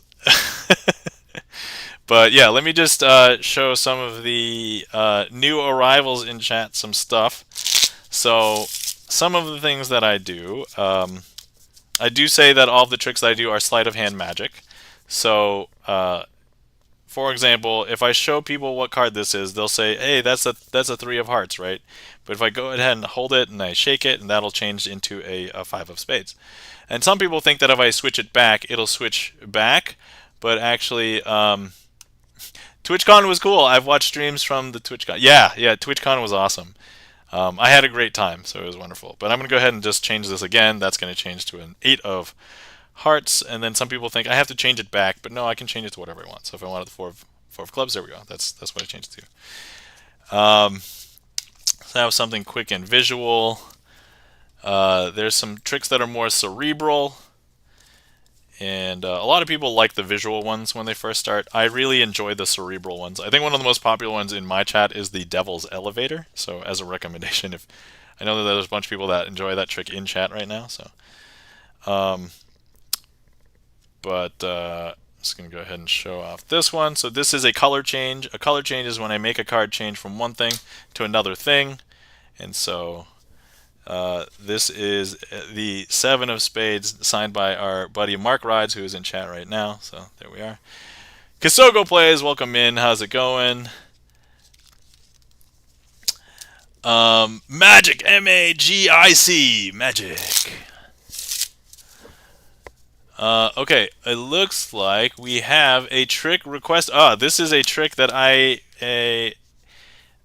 I'm willing to say that I've constructed myself. I mean, the bits and parts of it came from other people's tricks, but I don't know if anybody has made this presentation before. So, and yeah, Mark Rides was actually instrumental in getting this on my trick list because it was not for the longest time. But thank you so much, Mark Rides, for helping urge me to get this on the trick list. So. Alright, so for those of you who are familiar with the Fantastic Four, in the Marvel Universe, this is probably... I saw that, it's very interested. Alright, Spicy, thank you for the request. And, so... Yeah, if you are into the Marvel Fantastic Four, so the reason why I want to put this trick together was because if you find other tricks that are card tricks that are like the Fantastic Four or the Fantastic Five, they sometimes might be called the Fabulous Four and Fabulous Five. They are the same card and they do the same thing. And I'm like, that's not what the Fantastic Four is all about. So I I put this trick together. If somebody can do exclamation point how Victor Soar, that's how you can request and look at the trick list. There is one trick on the trick list that is not magic, but everything else is magic. So the one that is not magic is me solving a Rubik's Cube. So anyway, okay, first things first. I don't want you to think of this as a packet of cards. This is the spaceship in which the Fantastic Four go up into outer space. And so here's the spaceship. They're going to go up into outer space. And they reach an anomaly. The deck sock can be our anomaly. If you've got the emotes, go ahead and spam them in chat right now. Here's just the anomaly. And actually, after they go through the anomaly, would you believe that now they have discovered that they have a lot of different powers? And so the powers that they have, well, first let me just show you. Here's our 2 of clubs. The 2 of clubs represents Reed Richards, aka Mr. Fantastic. And he slowly discovers that he has the ability to stretch. So if I just go ahead and I just stretch him a little bit right now. So you can kind of see that he is stretching himself outward this way and that way. And actually, after a couple seconds, you realize that he's going to discover that he can stretch way further than like a regular card can stretch, right? And so, and he can hold that shape for a little while. So, yeah. But since he's new to the power, he can't hold it all day. So he ends up having to jump back into normal mode, normal human mode. Okay, so that's Mr. Fantastic, aka Reed Richards. Next, we have the Queen of Hearts going to be representing the Invisible Woman, also known as Sue Storm. And here's the thing. Sue Storm discovers that she can become invisible. But I know you can still see her right now. But she can become invisible when she wants. And here's the thing. If I tell her, go invisible, that's not going to make her invisible. Because she's going to become invisible whenever she wants. And I can't dictate to her because, that's just her attitude. And actually, if you didn't notice, she has just become invisible. I don't know if you guys can see her. Is that weird? That's super weird, right? And I'm like, hey, Sue Storm, come back. We need to be able to see you. But she's like, no, this is fun. I'm gonna stay like this for just a little bit. But that's her attitude. So she'll come back when she damn well feels like she wants to come back. Next, we are going to be introduced to Ben Grimm, also known as the Thing, being represented by the 8 of Diamonds. And Ben Grimm has gained abnormally huge human strength, and he is super strong.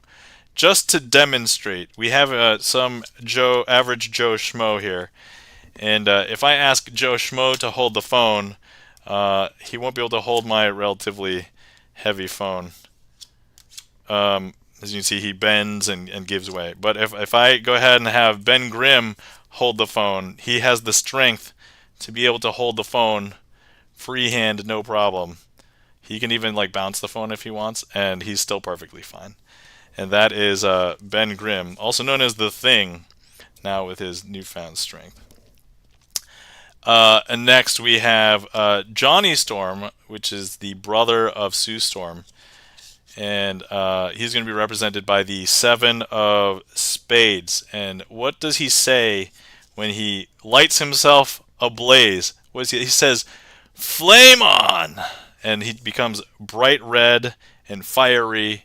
And this is how he flies. He uses that combustion to be able to fly everywhere. So he's known as the Human Torch.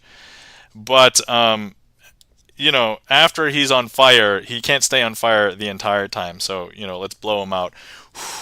And he actually becomes a very smoky version of himself. So you can't tell. That's now a very smoky 7 of Spades. Hisoko Play says, whoa! And so, anyway, what ends up happening is that they all realize that they have these powers. These are extremely unusual. And they all get down to earth and they're like, hey, what can we do with our newfound powers? And so they decide they now want to become the Fantastic Four. And that, my friends, is Fantastic Four, Marvel style. Put together by me to address that one issue of, man, that's going to bother me. And so, here we are. Thank you kindly for the claps. Spicy and the applause. Chan the Magic Man. Spicy says, well done, I love that. And Kisoko Play says, whoa, isn't that weird? That is weird, right? So, yeah, that is the Fantastic Four Marvel style trick. Hopefully you guys enjoyed. Okay, now the problem with this is setting it back up. La la la. So there's a lot of cards I put out of the deck. And okay, alright, now I'm set up. Okay, did you do Imagine yet tonight? I did not do Imagine yet tonight. So that is still on. And even if I did, I think my cooldown is not for an entire, it's for an hour. So just as long as if you've been here for an hour and you haven't seen me do it, then I haven't done it. But I'd do it again. So that's okay. I understand that a Magic stream kind of dictates more of your attention, because oftentimes if I'm in a music stream, I can just lurk and I can listen to the music and still enjoy it. And it's I think you can enjoy me talking, but I think to enjoy the magic you would want to watch, I guess. That is the tough part about I understand that I'm demanding more of your attention for this stream. All right, next one, we have a request from Victor Soar. Thank you so much for the request, Victor Soar. And yeah, let me go ahead and get ready to perform the Devil's Elevator. Let's see here. So I just need to find a couple other cards. 3 and a. Where's the 4? Here. Okay. All right. Swapping to magic mode. Okay. So this is just going to require 8 cards. So what I have here is the 2, 3, 4, and the 5 of diamonds, and then over here we have the black 6s and 9s, and I'm just using this because besides it being the Devil's Elevator and the obvious meme of 6 and 9, is that at certain angles the 6s and 9s might look like 666 because the Devil's Elevator. So anyway, those of you who have not seen this trick performed by me before, as I will tell everybody, hell is not just a religious place. Hell is a business. I'm going to go ahead and leave the black 6s and 9s over here. And but if you know that all good businesses have a maintenance elevator or a service elevator, it doesn't matter how deep in hell you are, you should be able to find this elevator and get up to the top level of hell, which is the easiest one to escape from. Okay, so first things first, I'm going to go ahead and leave the 5 over here. So that's the 5. I'm going to go ahead and leave the 4 over here. Then I'm going to go ahead and leave the 3 over here. And then we're going to put the 2 right on the top. So, and now you'll see why everything, I've used the 2, 3, and the 4. So I'm going to go ahead and grab the 2 and place it in the second level of hell. So each one of these cards is going to represent a level of hell. The first, second, third, fourth, and fifth. And so what you do is, because hell is a business and you need to get out, so whoever is in the second level of hell, they'll want to find the maintenance elevator. They're going to get in, they're going to let the doors close, and if you take a look at the cards, these look like up and down arrows. They're going to go ahead and press the up elevator button. And you do have to wait for the elevator ding, because otherwise it won't work. So, thank you so much for the ding, Mark Rides, because now if you take a look, the 2 has now come back up to the top level of hell and is the easiest one to escape. And that's with Andrew War has escaped hell. So now we're going to go ahead and grab the 3 and replace that in the third level of hell right here. First, second, third, fourth, fifth.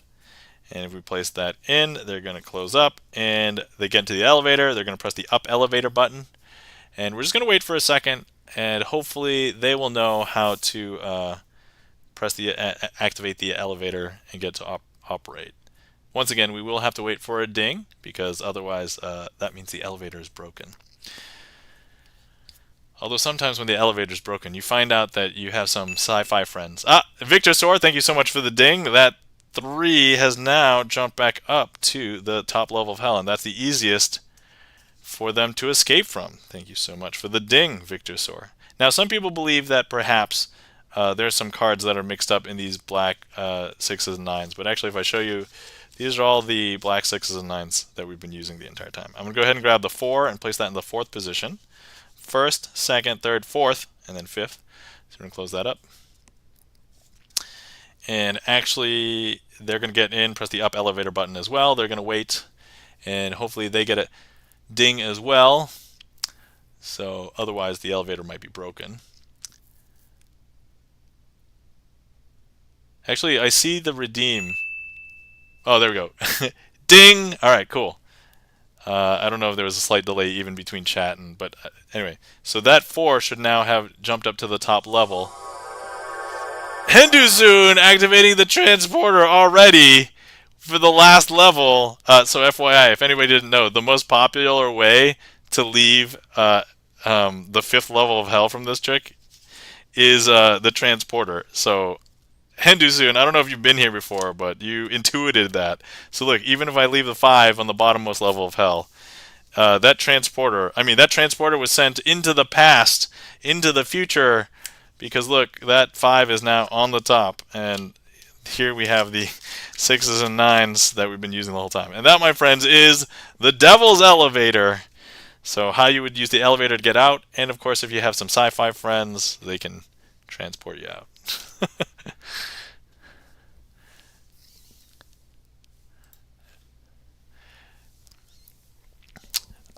Let's see. Ames Andrew says can't afford dings. I mean, yeah, no worries if you can't afford them. I know that there's enough people in chat that hopefully there's enough channel points to go around.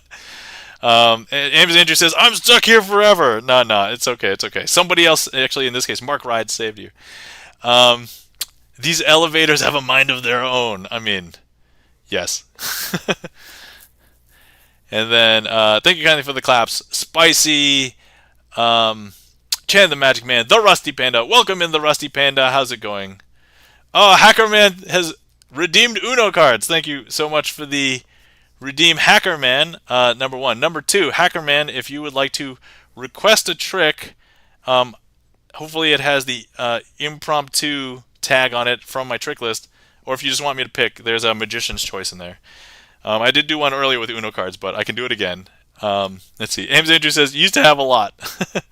Well, elevators have their ups and downs. Yep. Then we blew them on the big cards. Yep. The jumbo cards will do it for you. And then also, Henry Student says, can never trust a turbo lift. Yeah, you can never trust a turbo lift or a lift tube.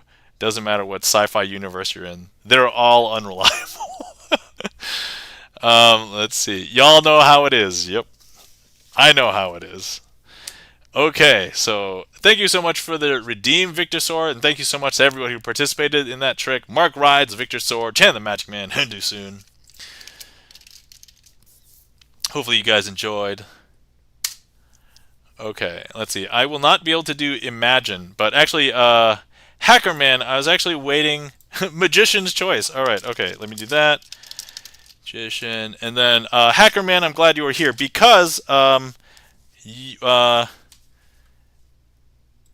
you gave me a sub during a video game stream, and since it was not Magic Stream, you don't get to sign a card. But actually, if anybody is curious, if anybody wants to sign a card, if you have not already signed a card from this particular Twitch deck, you get to sign a card. But Hackerman, you get to sign a card. I have it in my notes that you do get to sign one. So there aren't that many choices left.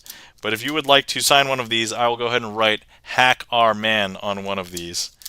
But yeah, Hackerman came in while I was playing Sea of Stars. It looks like the high-level clubs are not very popular because I literally, those are the, those look like some of the few cards that are not signed. Yeah, clubs seems to be very unpopular.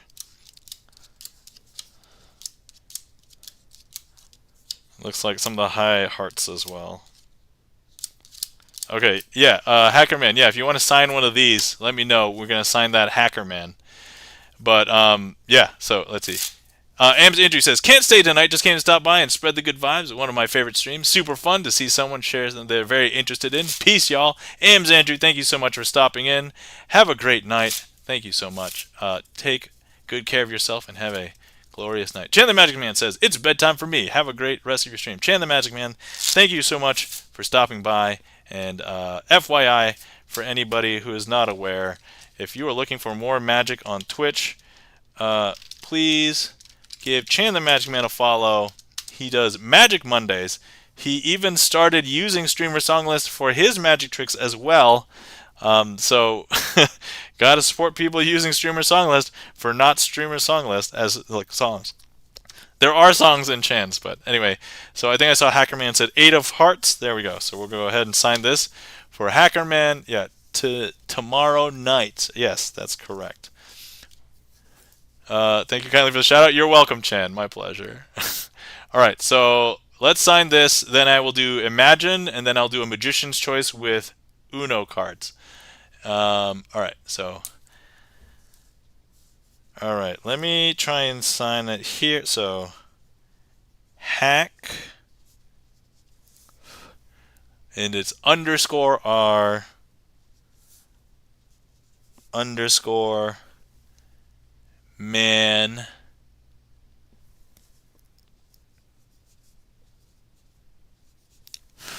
You know, I never thought that I would get to the end of this deck. I'm very close. I'm only 5 cards away, and then after this is done, I mean, I'm obviously going to keep the deck, but I have to have another deck, so I'm going to open up a new deck to become the new Twitch deck for new subs.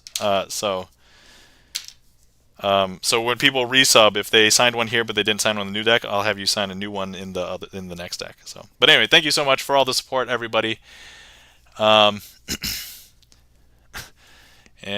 Okay, so this is Hackerman side. Okay, imagine. All right, so imagine we're going to need to hold on. I'm gonna hop up here for a second for the chatting part, and then I need to find something over here. Where's the TwitchCon deck? Oh, I have 2 TwitchCon decks. Here, let me pull out the 2 or the 3. Okay, so actually, yeah. Hang on. Before I do this next trick, let me show off some of the decks that I had at TwitchCon. So first things first, I took 2 regular bicycle decks to TwitchCon, and I had a lot of people sign a ton of cards from each one of these and took selfies with them after they signed a card and showed them a magic trick. And so these are all signed by basically everybody that I met at TwitchCon. And then here's the TwitchCon Las Vegas 2023 deck, which, if anybody didn't know, my mods and I, Gibson Lens, the Rusty Panda, and I put a interactive workshop together for TwitchCon, and we did it on Friday at 5 p.m. Pacific.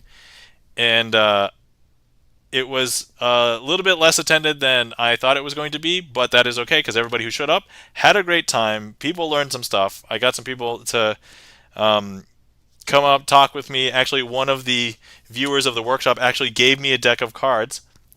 Thank you so much, Dark Fira TTV, because I got this from Dark Fira, also another magician who came to see the workshop as well.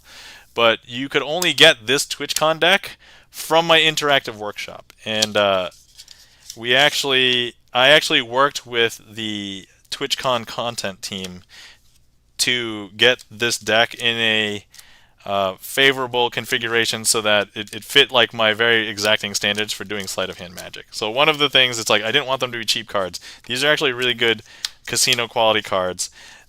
These cards are not one directional, so if I turn this upside down, they're the exact same image, so you can't really tell anything from that respect. The faces, as you can imagine, are pretty much normal. There's a couple of cards that are like, hey, if you want to play poker, there's some poker, but they have the same backs. And the faces look a little bit different than your classic bicycle, but still very iconic, very clear as to what they are. And then here's the 2 jokers, red joker, black joker. And yeah, here's the ace of spades. Liberty, I believe, is the company that printed them. So as soon as the Twitch content team said, we're thinking about making a custom deck of cards, and I'm like, okay. And then I looked them up, and they were like, oh, okay, they print casino decks. So at that point, I wanted to see some videos of some of the demo cards, but the TwitchCon content team sent me some, and I felt a lot better after that, but it wasn't until like we actually got the cards, and it actually was solidified. So yeah. So yeah, here's the TwitchCon deck. All right, there we go. Let's see. Just notice you there shows how much attention I've been paying to chat. Okay, I just got here not too long ago. I've been sick, so my brain has been nuts. My sympathies to the Rusty Panda. Did you get sick because of TwitchCon? Because I know a bunch of people got sick from TwitchCon. Some people got COVID. Some people just got a sickness. Like Gibson Lens wasn't feeling well. Okay, alright. Also, if you guys have been sitting around and haven't hydrated in a bit, please hydrate. Hindu soon, yeah, mine too. Oh, yeah. My sympathies as well, Hindu soon. Hopefully you're getting well as well. Tomorrow's my last day of COVID. Oh, you got, Hindu soon, you got COVID, I'm sorry. Oh, the Rusty Panda also got COVID. Oh, I'm so sorry. Davey gave me COVID. I know Davey. Yeah, Davey just recovered. I think today, right? I saw him put up on his Instagram that his test was finally negative for COVID. Um, I don't think he got it from Davey, but probably got it from the same person he got it from. So, yeah, there were a lot of people hanging out without any masks. Yeah, Davey is eating a sandwich. Correct. Yes, that is who we were talking about. Yep. Okay, so we have a request from Mark Rides for the trick Imagine. All right, so we'll get back to talking about TwitchCon and COVID after this trick. All right, first things first. I want everybody to make sure that you have a great imagination. Do you have a great imagination? I just want you to imagine. You don't really see a Joker here. I just want you to imagine that this is a Joker. I actually want you to imagine that this stack of cards are all Jokers. So all of these are Jokers. Actually, except for this card. I want you to imagine this is a Queen of Clubs. I just want you to imagine. All right. And I just want you to imagine that all the Jokers are blue-backed and that the Queen is red-backed. So that I just want you to imagine that. Now, what I want to do is I want you to imagine that I take the Queen of Clubs. I take it and I place it underneath the table. I'm going to go ahead and throw it up through the table, up through my mat, and back into my hand. I just did that, and it will appear back in this packet in my hand. Because look, I know. Is that strange? That's super strange, right? Once again, I'm going to go. I want you to imagine that I'm taking the Queen of Clubs, placing it underneath the table, gonna throw it through the table, through the mat, and I don't know. You just saw my hand jump right there, but that's when I got the Queen back in my hand. Because if I show you, I just want you to imagine that that's what I did. And then, of course, finally, I do want to do it one more time. And just so that you can imagine this image sticking in your mind, I'm going to throw it through the table, through the mat, back into my hand. And actually,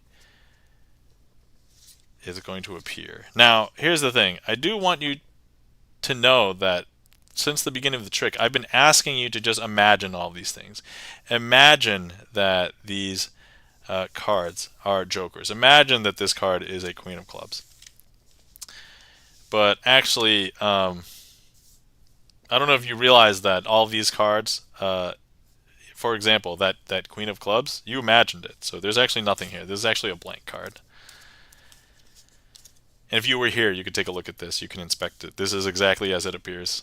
And also, I don't know if you realized, but all of these Jokers, I also told you to imagine them as well. And so even though they do have blue backs, there are no Jokers on them because they were all in your imagination.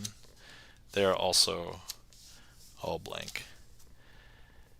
And that, my friends, is Imagine. Kuyazai says, your face cam has too much head space. That's okay. I need the space to fill because I'm going to have a big head at the end. Welcome in, Kuyasai. How's it going? Zoom in? Oh, it's okay. I'm fine. You can see my wall. It's also sometimes so that I can bring my hands up, but I guess I could still keep the anyway. Thank you for the suggestion, Kuyasai. Also, if you guys are not following our friend Kuyasai Music, please give Kuyasai Music a follow. Musician, singer. I also got a chance to meet Kuyasai Music at TwitchCon this past weekend. So, but yeah, Kuyasai had had a lightsaber, so I grabbed it for a minute and did some swinging around. So that was fun.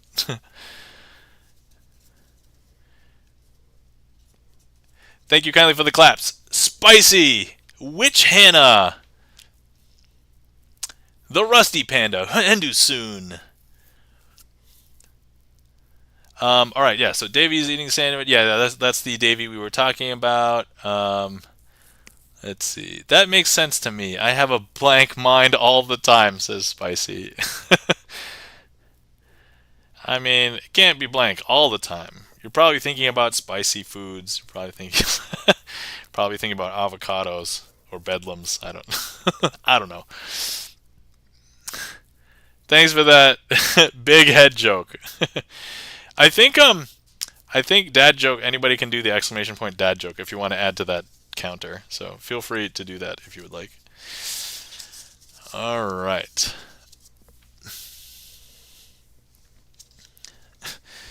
Okay, next. Thank you so much for the request, Mark Rides. Hopefully you guys enjoyed Imagine. I did have hot, spicy ketchup tonight, so you are correct. Oh, man. There's another field of magic called mentalism. Mentalism. Okay, let's see. So that was that. Okay, now I have a magician's choice, but I need to use Uno cards. You're good. Thanks, Spicy. Okay, so for those of you who are not aware, I have a bunch of redeems on my channel, and I did pull these out earlier today, but this is another redeem for Uno cards. So I'm going to attempt to do a magic trick with Uno cards. Let's see. The only cards that are not unique in this, I think, are some of the wild cards. So just so people know. So let's see. What do we have? Okay. Everything else is completely unique. I made sure that each color has the numbers 0 through 9, and then the 3 quote-unquote face cards, the draw 2, the skip, and the reverse. And so that's everything else. The only one that's marked, and this is because it was marked from my childhood, the 5 of yellow is marked. So, okay, next, what do I want to do? Kuyazai Music says, you're spicy. Alright, let me see what tricks I can do. What haven't I done in a bit? Did that technically earlier today. Do I want to try and use...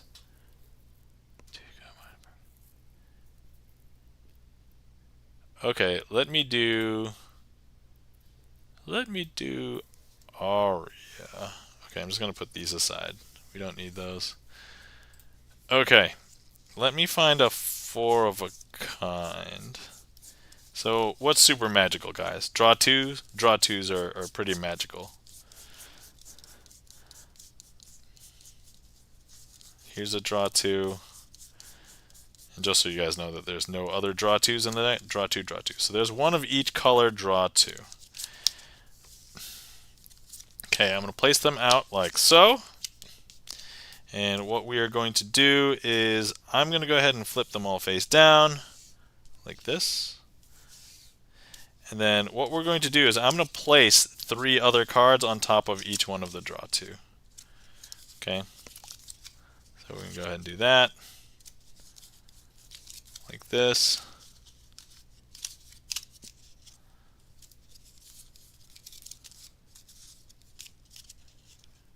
Okay, now what we're going to do is I'm going to go ahead and take that draw 2, place it amongst the other 3 cards, and shove it into the deck. This one we're going to place towards the bottom. Okay, next one. I'm going to go ahead and take this draw 2, shove it in here, take this packet and shove it amongst the, kind of in the middle, like so. We're going to take this draw 2, take it, place it in there. I'm going to place it kind of near the top, but definitely still in the middle of the deck, like so.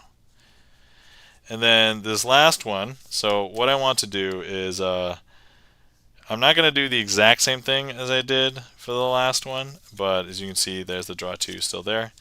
All I have to do is hold the packet and go 1, 2, 3, and actually all the draw 2s are going to jump back up to the top of the deck. That, my friends, is a trick called Aria. With Uno cards. Thank you so much for the redeem. And that was Hackerman redeeming Uno cards. So, Witch Hannah says, I loved Uno as a child. Kuya is like, what the heck? Henderson says, I still love Uno.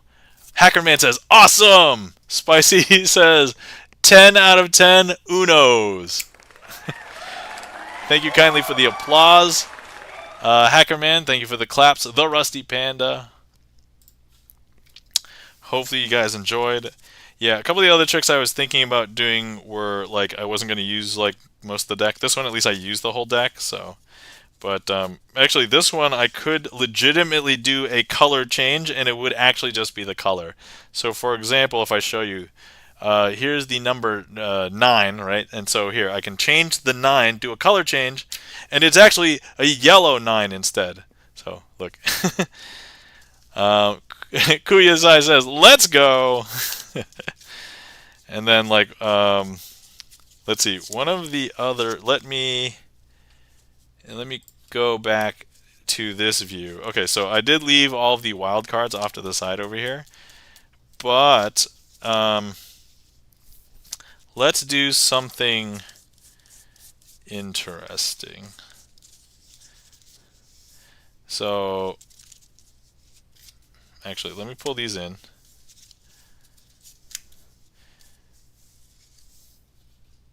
Hold on, I need to come up with a way I can present this, because I just realized this is not going to work because the trick I wanted to do requires that I use like the black and red cards of a deck, and since there's 4 colors here, I don't know. I don't know how I'm going to do that. I may have to go to a different trick. It's time to bring out my Uno deck. Witch Hannah, do it. Bring out the Uno deck. I just thought in my head, bring out the Uno deck, as though like it was bring out your dead, like from Holy Grail. Bring out your dead. Okay. Okay, I'm gonna do a different trick that I was thinking about doing instead. And then I need the 4. Okay, all right. Okay, here's a. I just realized we are using the Uno deck way more. I thought the same thing. Okay, so let's do this. I'm gonna do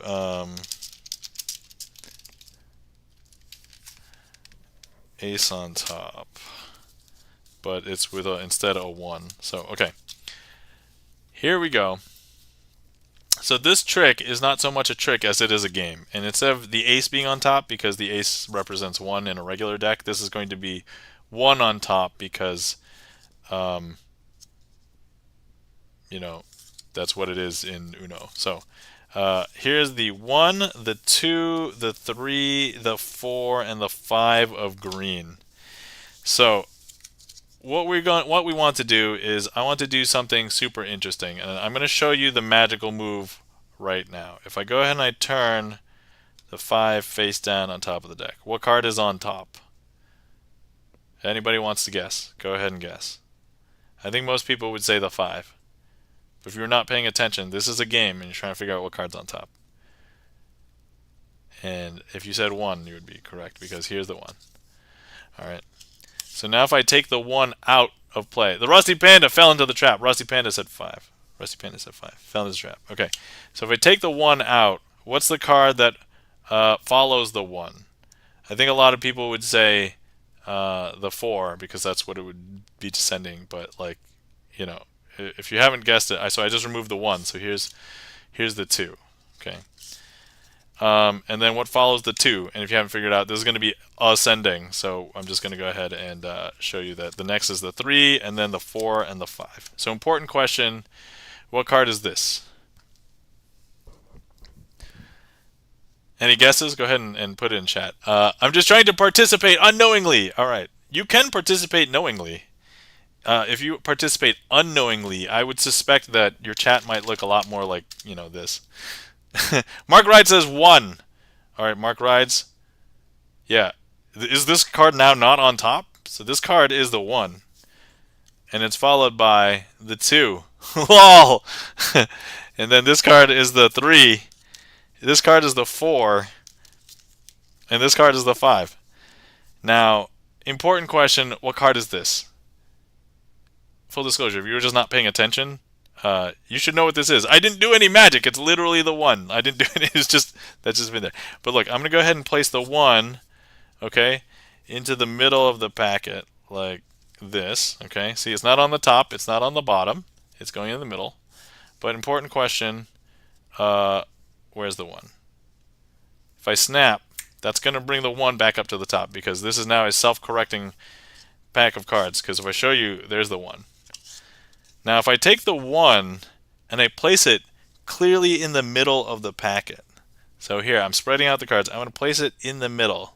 I'm placing it in between these cards, right? If I snap, that's going to bring the 1 back up to the top because look. Now, let me go ahead and remove the 1. So I'm going to take the 1 out. Okay. And, okay, what follows the 1? And those of you who said 2, you would be correct because I've removed the 1 and there's definitely not more than 1. So if I just show you now the 2, 2 is on top. Okay, but look, if I take the 2 and I place it furthest away from where it's supposed to be, so if I spread out the cards and I place it on the bottom, you would not expect it to jump from the bottom to the top, right? But look, if I just snap, that 2 is going to hop up to the top. Hendu Soon says, someone's been playing with the transporter again. Somebody. Not me. It wasn't me. Not it. Not it. Nose goes. Now, the question is, what if I told you I could perform this trick with the cards face up? So let's say the cards are like this, right? So if the cards are like this, the 3 would have to shift to the middle. The 1 would have to jump up to the top. The 5 would have to jump to the bottom. The 4 would have to tick over 1. The 2 would have to jump all the way up here. And that's a lot of shifting, right? But, as I told you, this is a self-correcting packet of cards. And all we have to do is just one simple thing. I just have to find the 1. Okay, there's the 1. I have to grab the 1 and place it on the top of the packet. And just like that, the whole packet should have corrected itself. And so you can clearly see that the 1 is on the top. What follows the 1? Any guesses? If you guess the 2, you'd be correct. What follows the 2? Spicy says 5. What follows the 2? Nope, it's a 3. What follows the 3? The 5! No, that's not it. That's the 4. What follows the 4? Spicy, you got this one. 5. Yeah, Henderson's got it. We'll get there eventually. That, my friends, is ace on top, done with 1, 2, 3, 4, 5 green Uno cards. Spicy says 3. Wait a second. Well played, cards. Well played, says Spicy. Thank you so much for the claps. Hendusoon, the Rusty Panda. Thank you so much, Hackerman, for the request for Uno cards. That was the second trick the third trick tonight that I did with Uno cards. Chris M. Yee, thank you so much for the 101 bits. Thank you. Greatly appreciate it.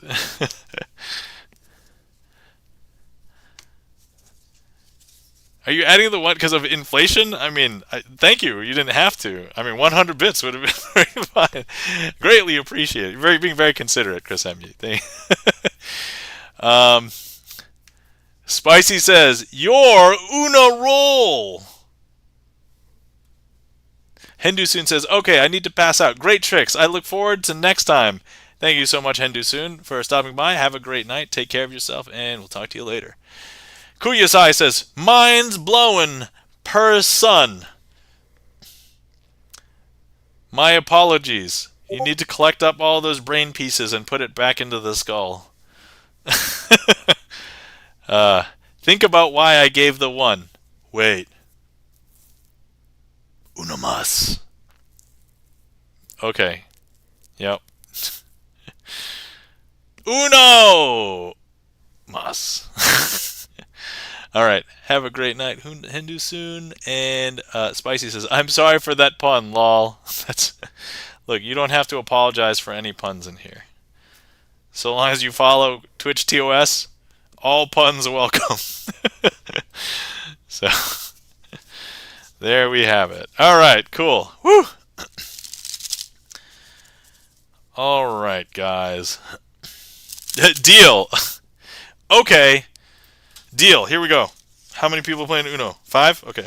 I'm dealing.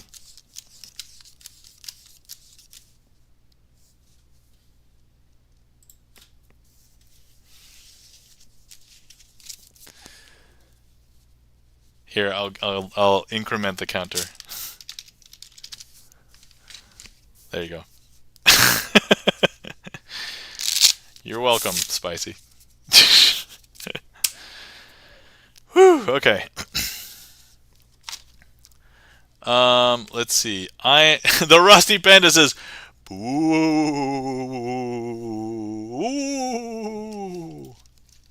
I assume that that's the way you meant it because there's a ghost after it, and not like boo, like you were booing me, like my performance was bad. I mean, not my magic, but like the dad joke performance. Booyah! Okay, so that was ace on top. All right, let's do a last call. I am thinking about ending soonish. I don't have to end right away, but I do have work tomorrow. So if anybody would like to see any more magic, this is your chance to request some more. And let me know if... oh, looks like Charlie has requested something. Thank you so much for the request, Charlie. Okay, let me see here. What do I want to do? I'm like, can I do this with Uno cards? I don't think this will look as good with Uno cards. I don't think it'll behave as well with Uno cards. I also have to think about what I'm going to do after this deck of Uno cards starts to wear away, because it's not as good as a regular deck of playing cards. So if it starts to wear away, how am I going to replace it for redeems and stuff? Okay, let's see how to do this. Just want to make sure that I am ready to perform this.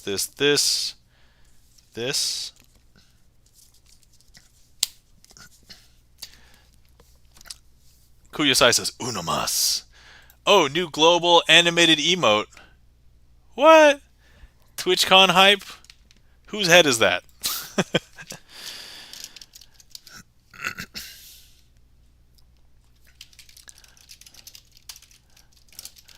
Con hype. TwitchCon hype. Does everybody have access to this emote now? Okay, I certainly do. I want to be a global emote, says Kuyosai. Okay, alright, so TwitchCon hype. Yeah. Alright, first things first, we are going to need to make a prediction. Yes! Alright. So I'm going to make a prediction, and I'm going to place that card out here. So let me see. I'm going to wait until I feel my intuitive feel, and then I'm feeling it. This is the card. So this is the card that's going to be my prediction. So now, importantly, what we're going to do is I'm going to need to grab 3 other cards, and I'm going to go ahead and place them out here like this.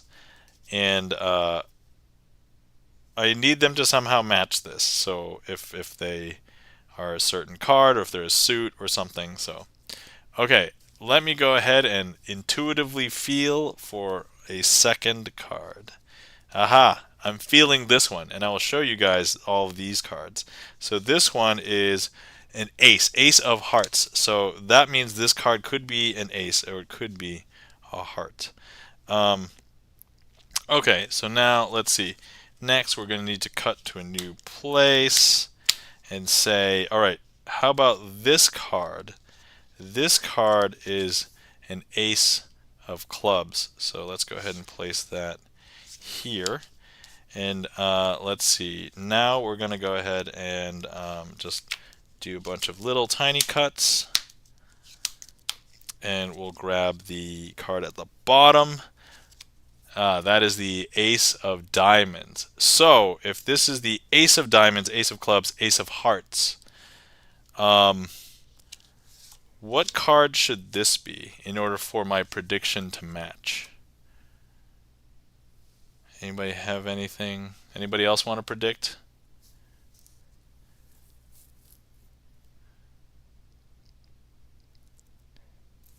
Did I hear somebody say something?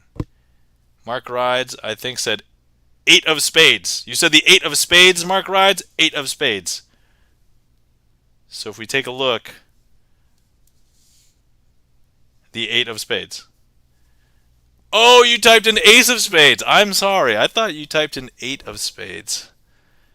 I'm sorry. I don't know if I messed this trick up. That's okay, guys. The important thing is if you are a magician, you should always be able to recover. 15 of dia clubs? Rusty Pen says, here, let me bring in the deck sock. The deck sock will be able to fix everything. All right, deck sock, what do I do? So, deck sock is going to be consulting with the 8 of spades and says, oh, okay. So actually, this is still correct. The deck sock says, just so long as these 3 cards match that somehow, then my prediction was still correct. And so if the deck sock gets a chance to touch all of the cards, instead of having the ace of diamonds, clubs, and hearts, we'll have the 8 of diamonds, of 8 of clubs, and 8 of hearts. And therefore, my prediction is still correct. And that, my friends, is matching the cards.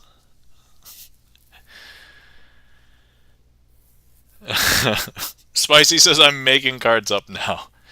Mark Wright says ace of diamonds, ace of hearts, and ace of clubs. Spicy says 8 out of 8. And Mark Wright says, did I mishear you? No, I don't. I mean, I think I said things correctly after I made sure everything was correct over here. So, all right. Let's see here. Thank you kindly for the claps, the Rusty Panda, and Spicy Moist Pumpkin Squirts.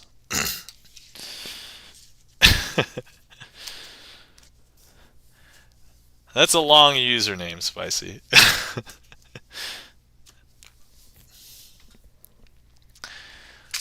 Alright, everybody. Let's see. I'm going to come up with a finale to throw into the queue. Some of my favorites. Actually, we do have some new people here as well. Maybe I can do 2 closers. Can I do 2 closers? Max letter, my dude. I am using all 25 allowed. All right.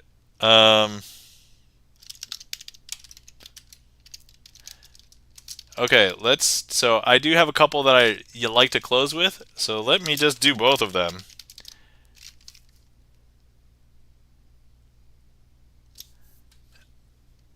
Does my song list actually rate limit me as well? So let me just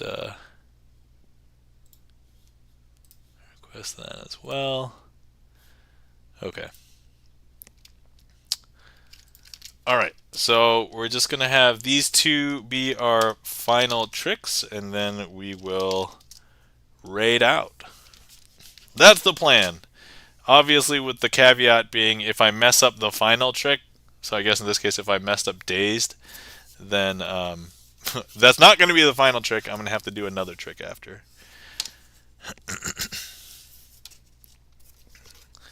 So let me double check and make sure that I can perform these guys. I am prepared to perform these guys. Okay. Awesome.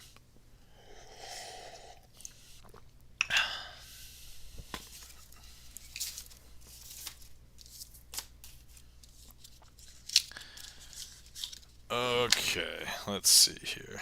I'm not revealing the secrets of magic yet. Okay.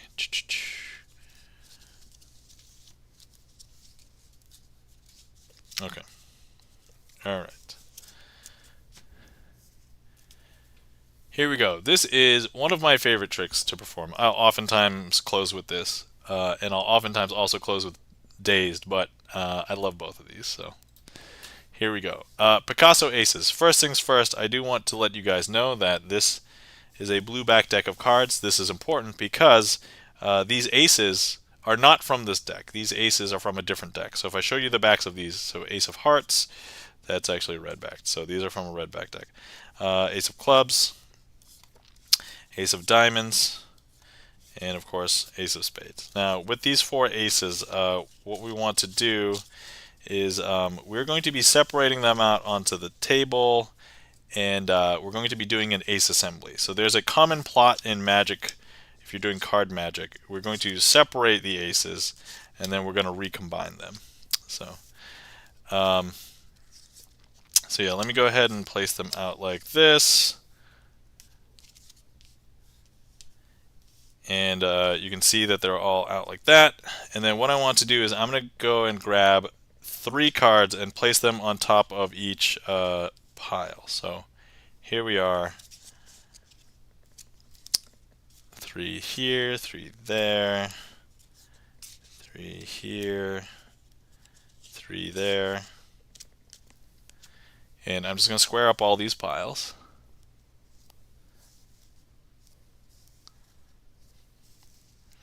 Okay. Now what I want to show you is that you can see this ace here up until the very last second. The very last second when I grab it and place it up here, and we'll swap it for one of those blue cards. Because now if I show you, all of these cards are blue backed. Is that weird? That's super weird, right? Because if I show you that there's no aces here, that's super strange. Now before we had a red ace of spades in there, but if I show you now, there's going to be 2 and 2, right? So 2 blue cards, 2 red ace back cards. Is that weird? That's super weird. That shouldn't happen.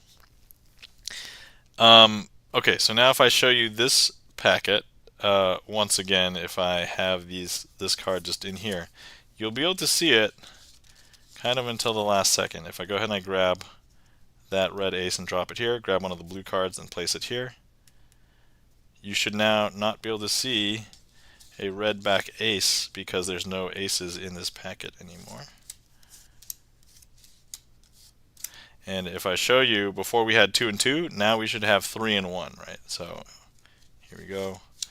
Look at that. We have 3 red backed aces and then 1 other card. Super weird. Super weird. It's okay. Some people think that there's some... Wait a second. I feel my eyes are not working anymore, says Spicy. All right, Spicy. I'm gonna look. I know some people believe that there's some shenanigans afoot. I mean, first of all, you're watching a sleight of hand magic stream, but look, there's the red backed ace. You can still see that that's the ace. If I go ahead and I place the ace in here, you'll be able to still see the back of it here and the front of it there, right? Now what we're going to do is I'm going to go ahead and grab it and drop it in here, and I'm going to grab that last blue card and put it over here. Because now if I show you, all of these cards are blue backed cards. None of them are red. And if you look at their faces, none of them are aces. I know, is that weird? That's super weird, right? That should not happen. But if I show you this pile, you should now see all 4 of the red aces are here. And they are the ace of diamonds, the ace of spades, the ace of clubs, and the ace of hearts. And that, my friends, is Picasso aces.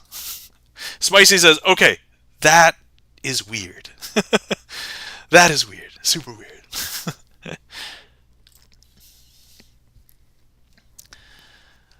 Thank you kindly for the claps. Spicy, the Rusty Panda. All right. Whew.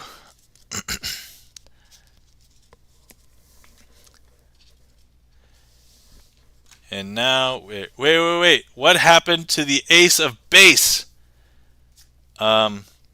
They saw the sign. And it opened up their eyes. They saw the sign. Spicy says, ah! All right.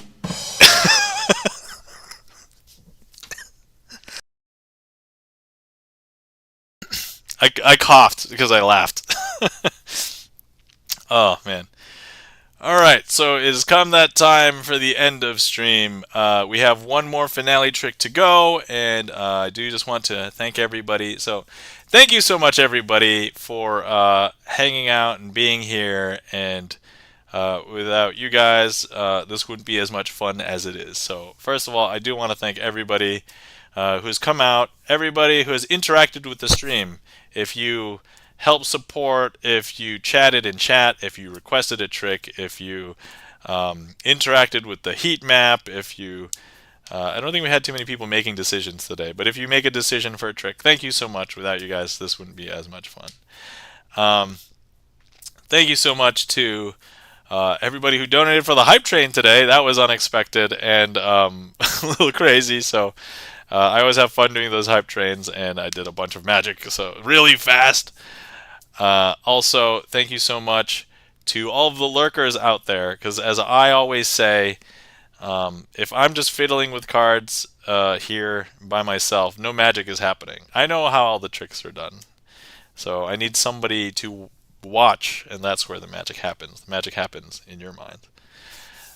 Spicy says, a crazy trade, if you will. Chris says bye.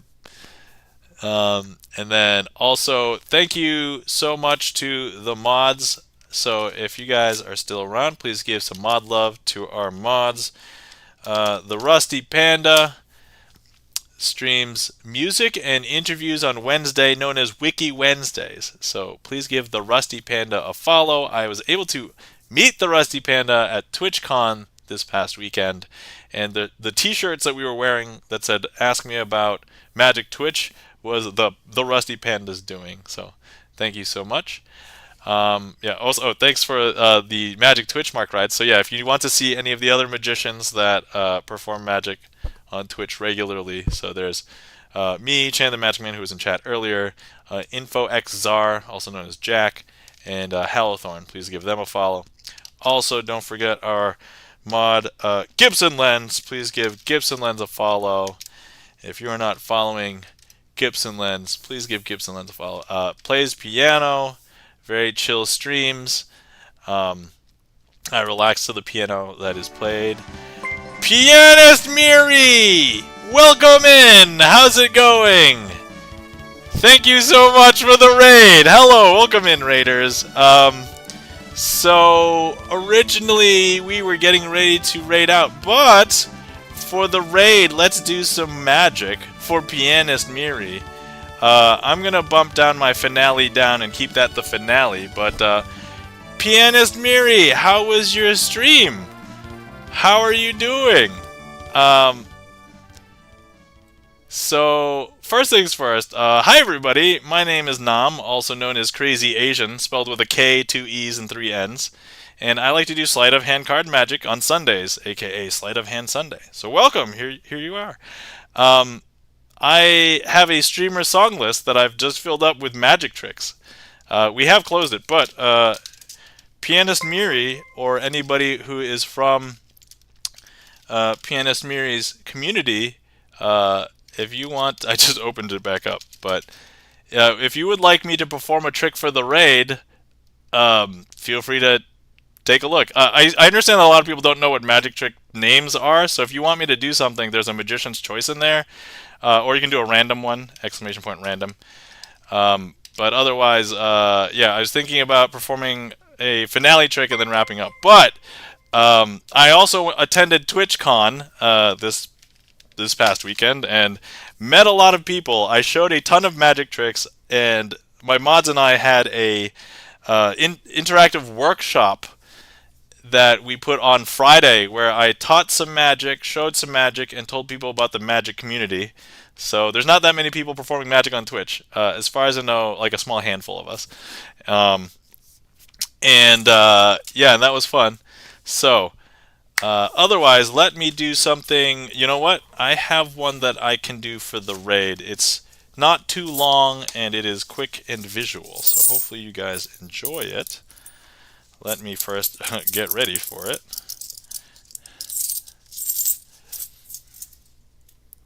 But thank you so much for the raid, Pianist Miri. Magic! You are magic! It was magical! I'm glad that you had a magical, magical stream. Um, so let's see. Also, welcome in and thank you for all the new follows. The Raj Mahal, Princess Bookworm, anybody else who's followed. Thank you for stopping in, everybody who rated in. Let's see. Raj Mahal, Nacho Bro Ryan, um, and of course, thank you for the raid, Pianist Miri. Okay, so. All right, let me switch over to Magic Screen. So I'm going to be performing a trick. Let me see here. Let's do coin matrix. Okay, and I will throw that up here. Okay, so this trick is called the coin matrix. First, I'm going to have 4 coins. If you were here, you can inspect the coins. You can take a look at them. And we're just going to need 4 cards. I'm just going to grab any 4 cards over here. And what we're going to do is we're going to make some coins jump around. So I'm going to cover each coin with a card. And in doing so, hopefully we will be able to do something interesting. So first things first, if I show you that I'm going to make this coin jump from here to up here. Okay, ready? Watch. And then it happens very quick. I'm going to do this one up there. And then this last one is going to happen right now. And I don't know if you guys saw that, but that is the coin matrix. Let's see. Another couple of quick tricks I can do. So there's a series of tricks called color changes. And I'm going to go ahead and show you that, look, if I have a king of spades, I can change this. If I go ahead and hold it and I shake it, that's going to change to a 6 of hearts. Now, a lot of people think that when I change it back, I have to change it back to the king of spades. But actually, I don't have to. I can change it to something else if I want. I can change it to a ace of clubs. Or if I don't want to change it back to even another card, I can change it to a 2 of spades, for example. And that is a series of color changes. Okay, thank you so much for the claps. Pianist Miri, Gibson Lens.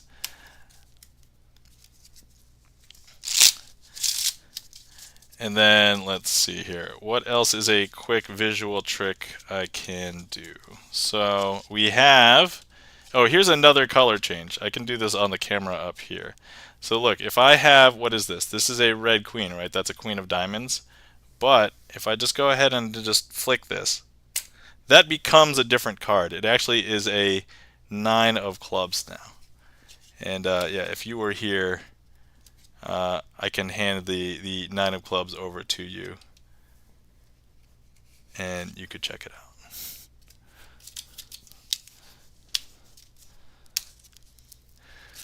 Okay, whew. All right. So yes, Pianist Miri. What? Pianist Miri says, what? How? Okay, let's see. What could I show? All right, and I can do a slightly longer one that is a little bit more. Let's see here. Oh, actually, okay. Let me do the invisible palm. I think that would be a good one to show. So let me do invisible palm for the raid. So thank you so much for the raid, Pianist Miri. Greatly appreciate it. Okay. All right. This trick is going to require 4 cards. So 1, 2, 3, 4. Okay. So here's the thing. Some people know that magicians are really sneaky, and I'm just going to let people in on a little secret. There's a technique called palming. So, for example, if I was to palm this card right here, you would be able to see it through little gaps in my fingers if I don't hold it at the right angle, or if I just spread my fingers too wide, right? You can see it. Now, the thing is, this technique is called the invisible palm. And what's going to happen is you actually won't be able to see the palmed card. Because if I show you, the exposed angle looks like this. And you won't be able to see the card until I want you to be able to see the card. And that's not until I put the card down. And that's when you'll be able to see the card. That's super weird, right? That shouldn't happen. Now, some people think, oh, hey, go ahead and do that again. And as a rule of magic, you don't do the same trick twice. But that's okay. We're going to break the rules of magic. We don't have to abide by them here. So here, once again, exposed view looks like this. If I show you the card, that's what a regular palm might look like, right? So now what we're going to do is we're going to do the invisible palm. Okay, and the invisible palm looks a lot different. So if I show you, the invisible palm looks like this. And once again, you won't be able to see the card until I want you to see it. And I don't want you to see it until I place it down. And that's going to be right here. And yeah, so we have one card left here. This is remember the 8 of diamonds for a second. So what I'm going to do is I'm going to put the 8 of diamonds just out. Just for a second, and I will show you that none of these are the 8 of diamonds. So the 8 of diamonds is there. Kisogo plays. Whoa, that is so weird. Is this weird? I know, this is weird, right? I'm going to go ahead and palm the 8 of diamonds away from here. So look, if I go ahead and I place my hand just over, and you'll see that the 8 of diamonds is still there, right? But let me just go ahead and show you that... So yeah, here's the 8 of diamonds, and we're going to go ahead and just slowly get rid of that 8 of diamonds. So look, if I just show you, it just disappears, right? So actually, that 8 of diamonds is in my palm, but in invisible palm. So, and here's the thing, you won't be able to see it until I want you to see it, and you won't be able to see it until I place it down on the table, right here. And you can see that these are still the other 3 cards, but you won't believe me that I invisibly palm the card until I show you the 8 of diamonds. And that, my friends, is the invisible palm.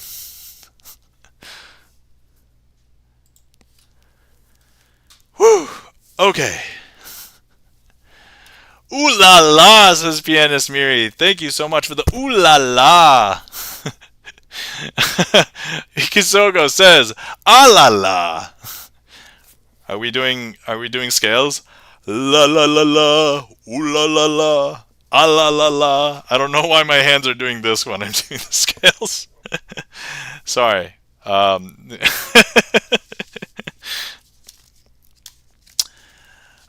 Okay, amazing. All right, thank you, Spicy. Thank you so much for the claps. Thank you so much for the claps. Kisogo plays, Spicy, Gibson Lens, and the emotes, Pianist Miri, the Silver Median. By the way, welcome in the Silver Median. How's it going? You still got a couple weeks away before your big day, so get hyped. If everybody didn't know, the Silver Median is getting married in a couple weeks. So, all right, cool, excellent.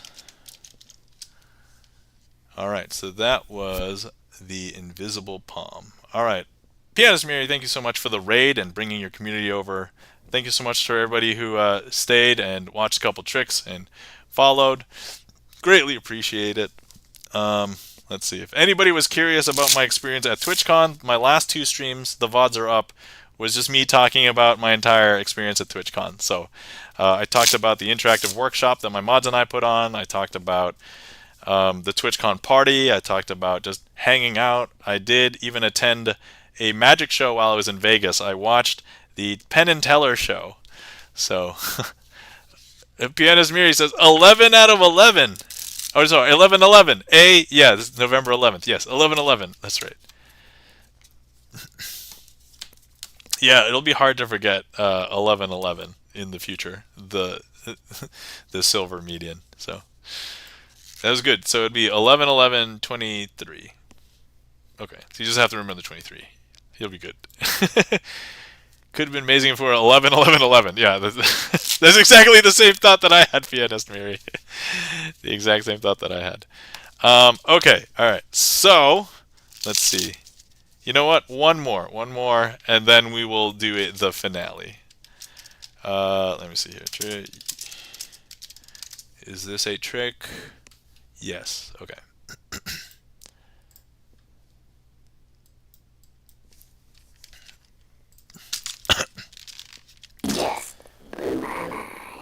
Whoa, Kisogo, thank you for the mind blown. And I don't know if that came through as robotic for you guys too, but yeah, exclamation point breakdance. That's right. Yeah.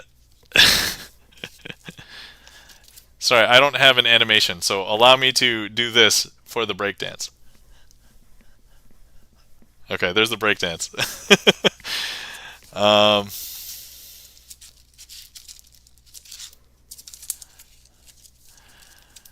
okay, all right. Here we go.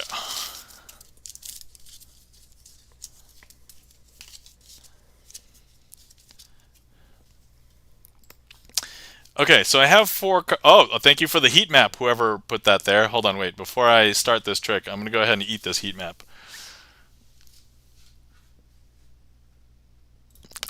Delicious heat map. Okay, all right. Getting back to the magic. Okay, I have four cards here. 1, 2, 3, 4. So, I just want you guys to watch and keep your eye on the Four of Hearts. So, by the end of this trick, I want you to choose the card that you think is the Four of Hearts, okay? So, I'm going to go ahead and, once again, I want you to choose the card that is the Four of Hearts, okay? So, here's the Four of Hearts. And once again, by the end of this trick, I want you to be able to choose the card that is the Four of Hearts. So, and then, of course, we have our final card, which is indeed the Four of Hearts. So, important question. For those of you who have not been in the stream, we do have heat map. So if you click directly on the screen, if you're on desktop, you should be able to put a heat map directly on the screen. So I'm going to go ahead and place all of the cards out here. And the important question is, FYI, and we can't trace you like if you use the heat map, so I have no idea who clicked what unless you tell us in chat, if you care, but you don't have to tell us. Go ahead and click on the one that you think is the Four of Hearts. And actually, if you want to play along and you're not on desktop, let me just go ahead and place some numbers out. Go ahead and, I don't know where my 3 went, so it is 1, 2, 4, 8. There you go. And if you want to type in chat, feel free to also type in chat. Tell me where you think the Four of Hearts is. Okay. And we'll give everybody a minute to interact if you want to interact. So it looks like we got a bunch of people guessing around here. We got other votes here. Yeah, if we literally statistically have everybody covering everything. Pianist Miri says 2. Okay. All right, excellent. The Four of Hearts is in my nose. I mean, it'd be tough to fit it in my nose, but okay. All right. Oh, look, we have 100% coverage. One person has guessed on every card here, and we do have 2 people in chat guessing 2 and 8. Okay, Spicy says I am 1. Okay, all right, excellent. So let's see who won the game. Invisible Palm is where that may be. Oh, okay, all right. So here we go. First of all, if you guys guessed 1, Spicy, I'm sorry if you thought that the Four of Hearts was under 1. No, this is actually indeed a King of Diamonds. That was the King of Diamonds. And so let's see if you guessed.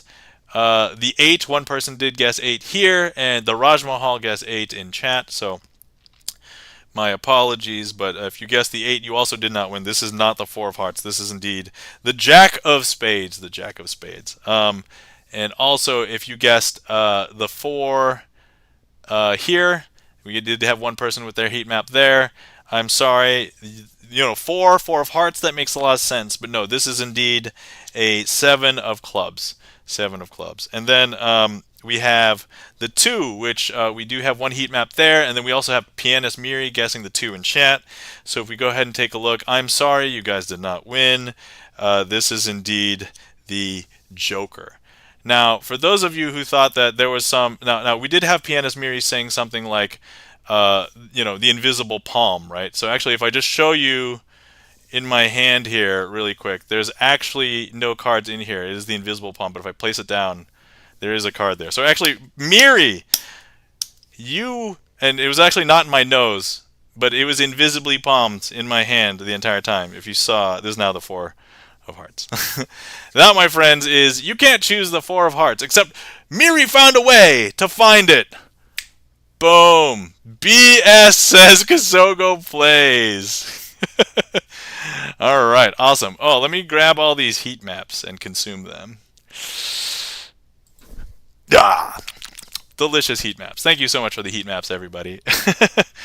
Thank you kindly for the claps. Well programmed bot, welcome in. How's it going? All right, and we got the.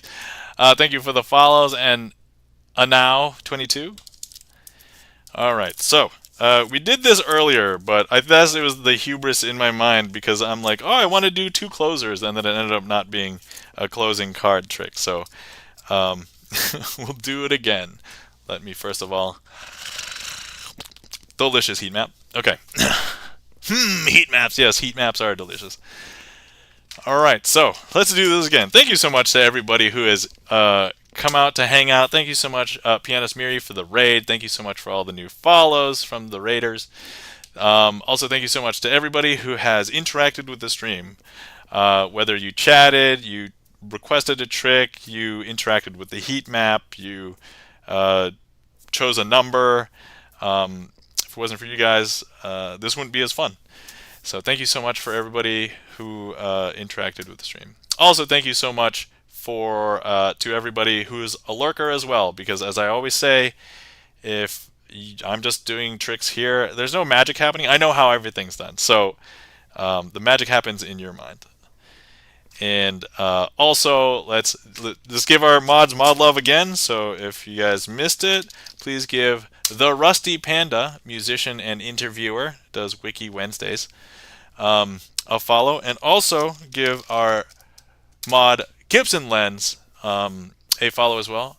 Plays very chill piano, great vibes. I like to hang out, listen to VGM, popular music, sight reads from some songbooks. And Gibson Lens has also composed a bunch of music himself. So if you have not heard his probably most popular covered song called Expanse, we have confirmed we have 33 Twitch friends cover Expanse, Gibson Lens's original. So, oh my god, those heat maps are moving so fast. I don't know if I'll be able to catch them. All right, yeah, Gibson Lens is the best. I know, right? So, hold on, let's.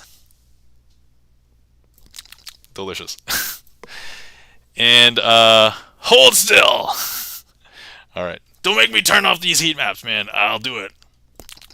Okay. I'm trying to get you. I'm trying to get your.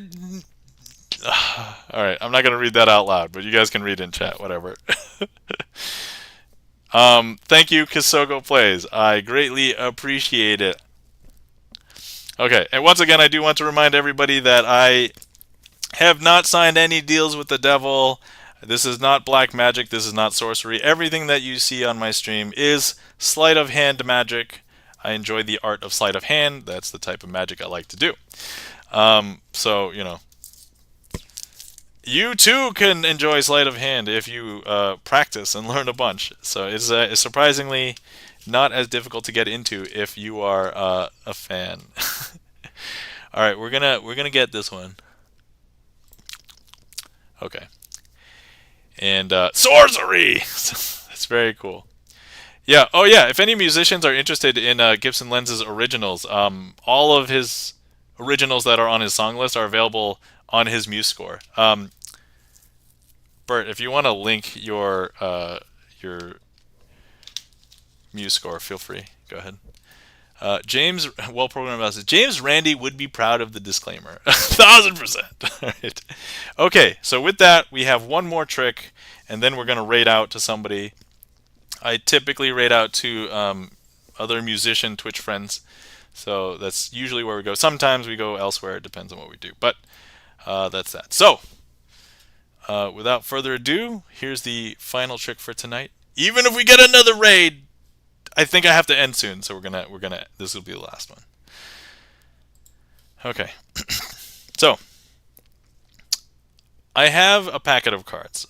We have a 6 of diamonds, we have a queen of clubs, and we have 4 other cards. Now here's the thing, when I show you the backs of these 4 cards, they're going to look normal. right? So, but if I turn the cards over, you're going to see that there's going to be more backs to see, and they're double back cards. Oh, except for this one weird one. This weird one is a blank card. I know, super weird, right? Now, here's the thing. These double backers have a weird property. I've noticed that if I place them over another card, all of the cards actually turn into that card. Is that weird? That's super weird, right? 1, 2, 3, 4. That's bizarre. That should not happen. Now, if I take all of these cards and place it over the Queen of Clubs, some people who perform this trick end up saying, hey, look, the Queen of Clubs jumps from the bottom to the top. But we all know what actually happens. All of the cards change into the Queen of Clubs. See, is that weird? That's super weird, right? That should not happen. Now, currently these cards are all Queen of Clubs, but I have this really weird card here, which is a blank card. So what if I actually place it on like that? What if I turn it over like this? Whether you believe it or not, all of the cards are going to become blank, because look, 2, 3, 4. And actually, some people at this point, they're like, I'm super skeptical. I want to see the backs of those cards. And then to that I would say, okay, here's the backs of these 4, 1, 2, 3, 4 cards. And that, my friends, is dazed. Don't lose any sleep. Remember, as I said, everything is sleight of hand card magic.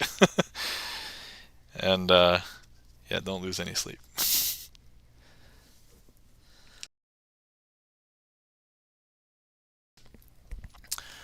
Thank you so much for the claps. Spicy, well-programmed bot. Gibson lens.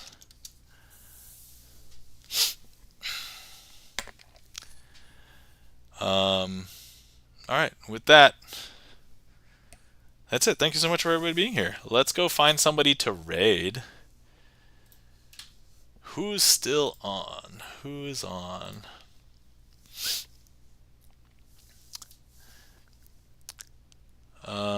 Let's see here. Oh. Wait, I see a new friend.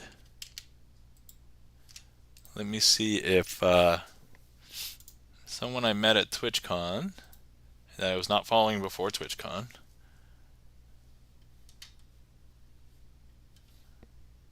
Okay. Oh, looks like they just started 8 minutes ago. All right.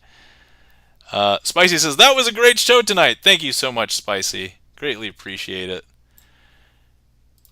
All right. Okay, I think I know who we are rating. So,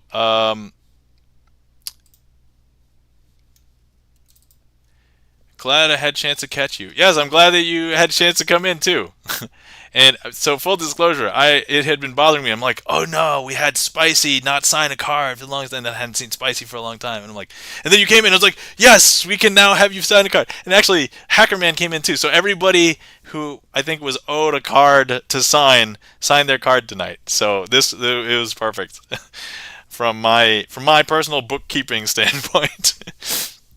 All right, so tonight we're going to be rating someone that I met at Twitch. Actually, I didn't meet her at TwitchCon. I met her outside of TwitchCon. But because I went to TwitchCon, she is called Existence 130. So let's see. We're gonna start the raid there, and if anybody wants to copy a raid call, here's a raid. Here's a sub raid. If you get left behind, that's Existence 130. And let me make sure I copied a raid call. Oh no, I did not copy it. Let me copy, paste. Okay, cool. And let me just double check. Yep, they are still going. All right, cool. Yep, they've only been on for 10 minutes. All right, perfect. All right, everybody. Thank you so much for stopping by. Thank you for hanging out. Hopefully, you guys enjoyed the magic, enjoyed the show. Great chatting with everybody again. I think I am done recapping my TwitchCon. So if you want to see the TwitchCon recaps, that was the last two episodes. If you're always looking for magic and you want to see more, I have a ton of stuff on my YouTube. So check out my YouTube channel. Also, all of the VODs that fall off retention on Twitch, I end up putting on my YouTube channel. So feel free to check out everything over there. Other than that, thank you, everybody. Take care of yourselves. Remember to hydrate. Remember to stretch. I actually haven't stretched today, so let me just stretch out today. And we're probably going to. I'm probably going to pick up some game streams again during the week. It'll be just random times. But next Magic is on Sunday. Everybody have a glorious night, and we'll see you around. Bye.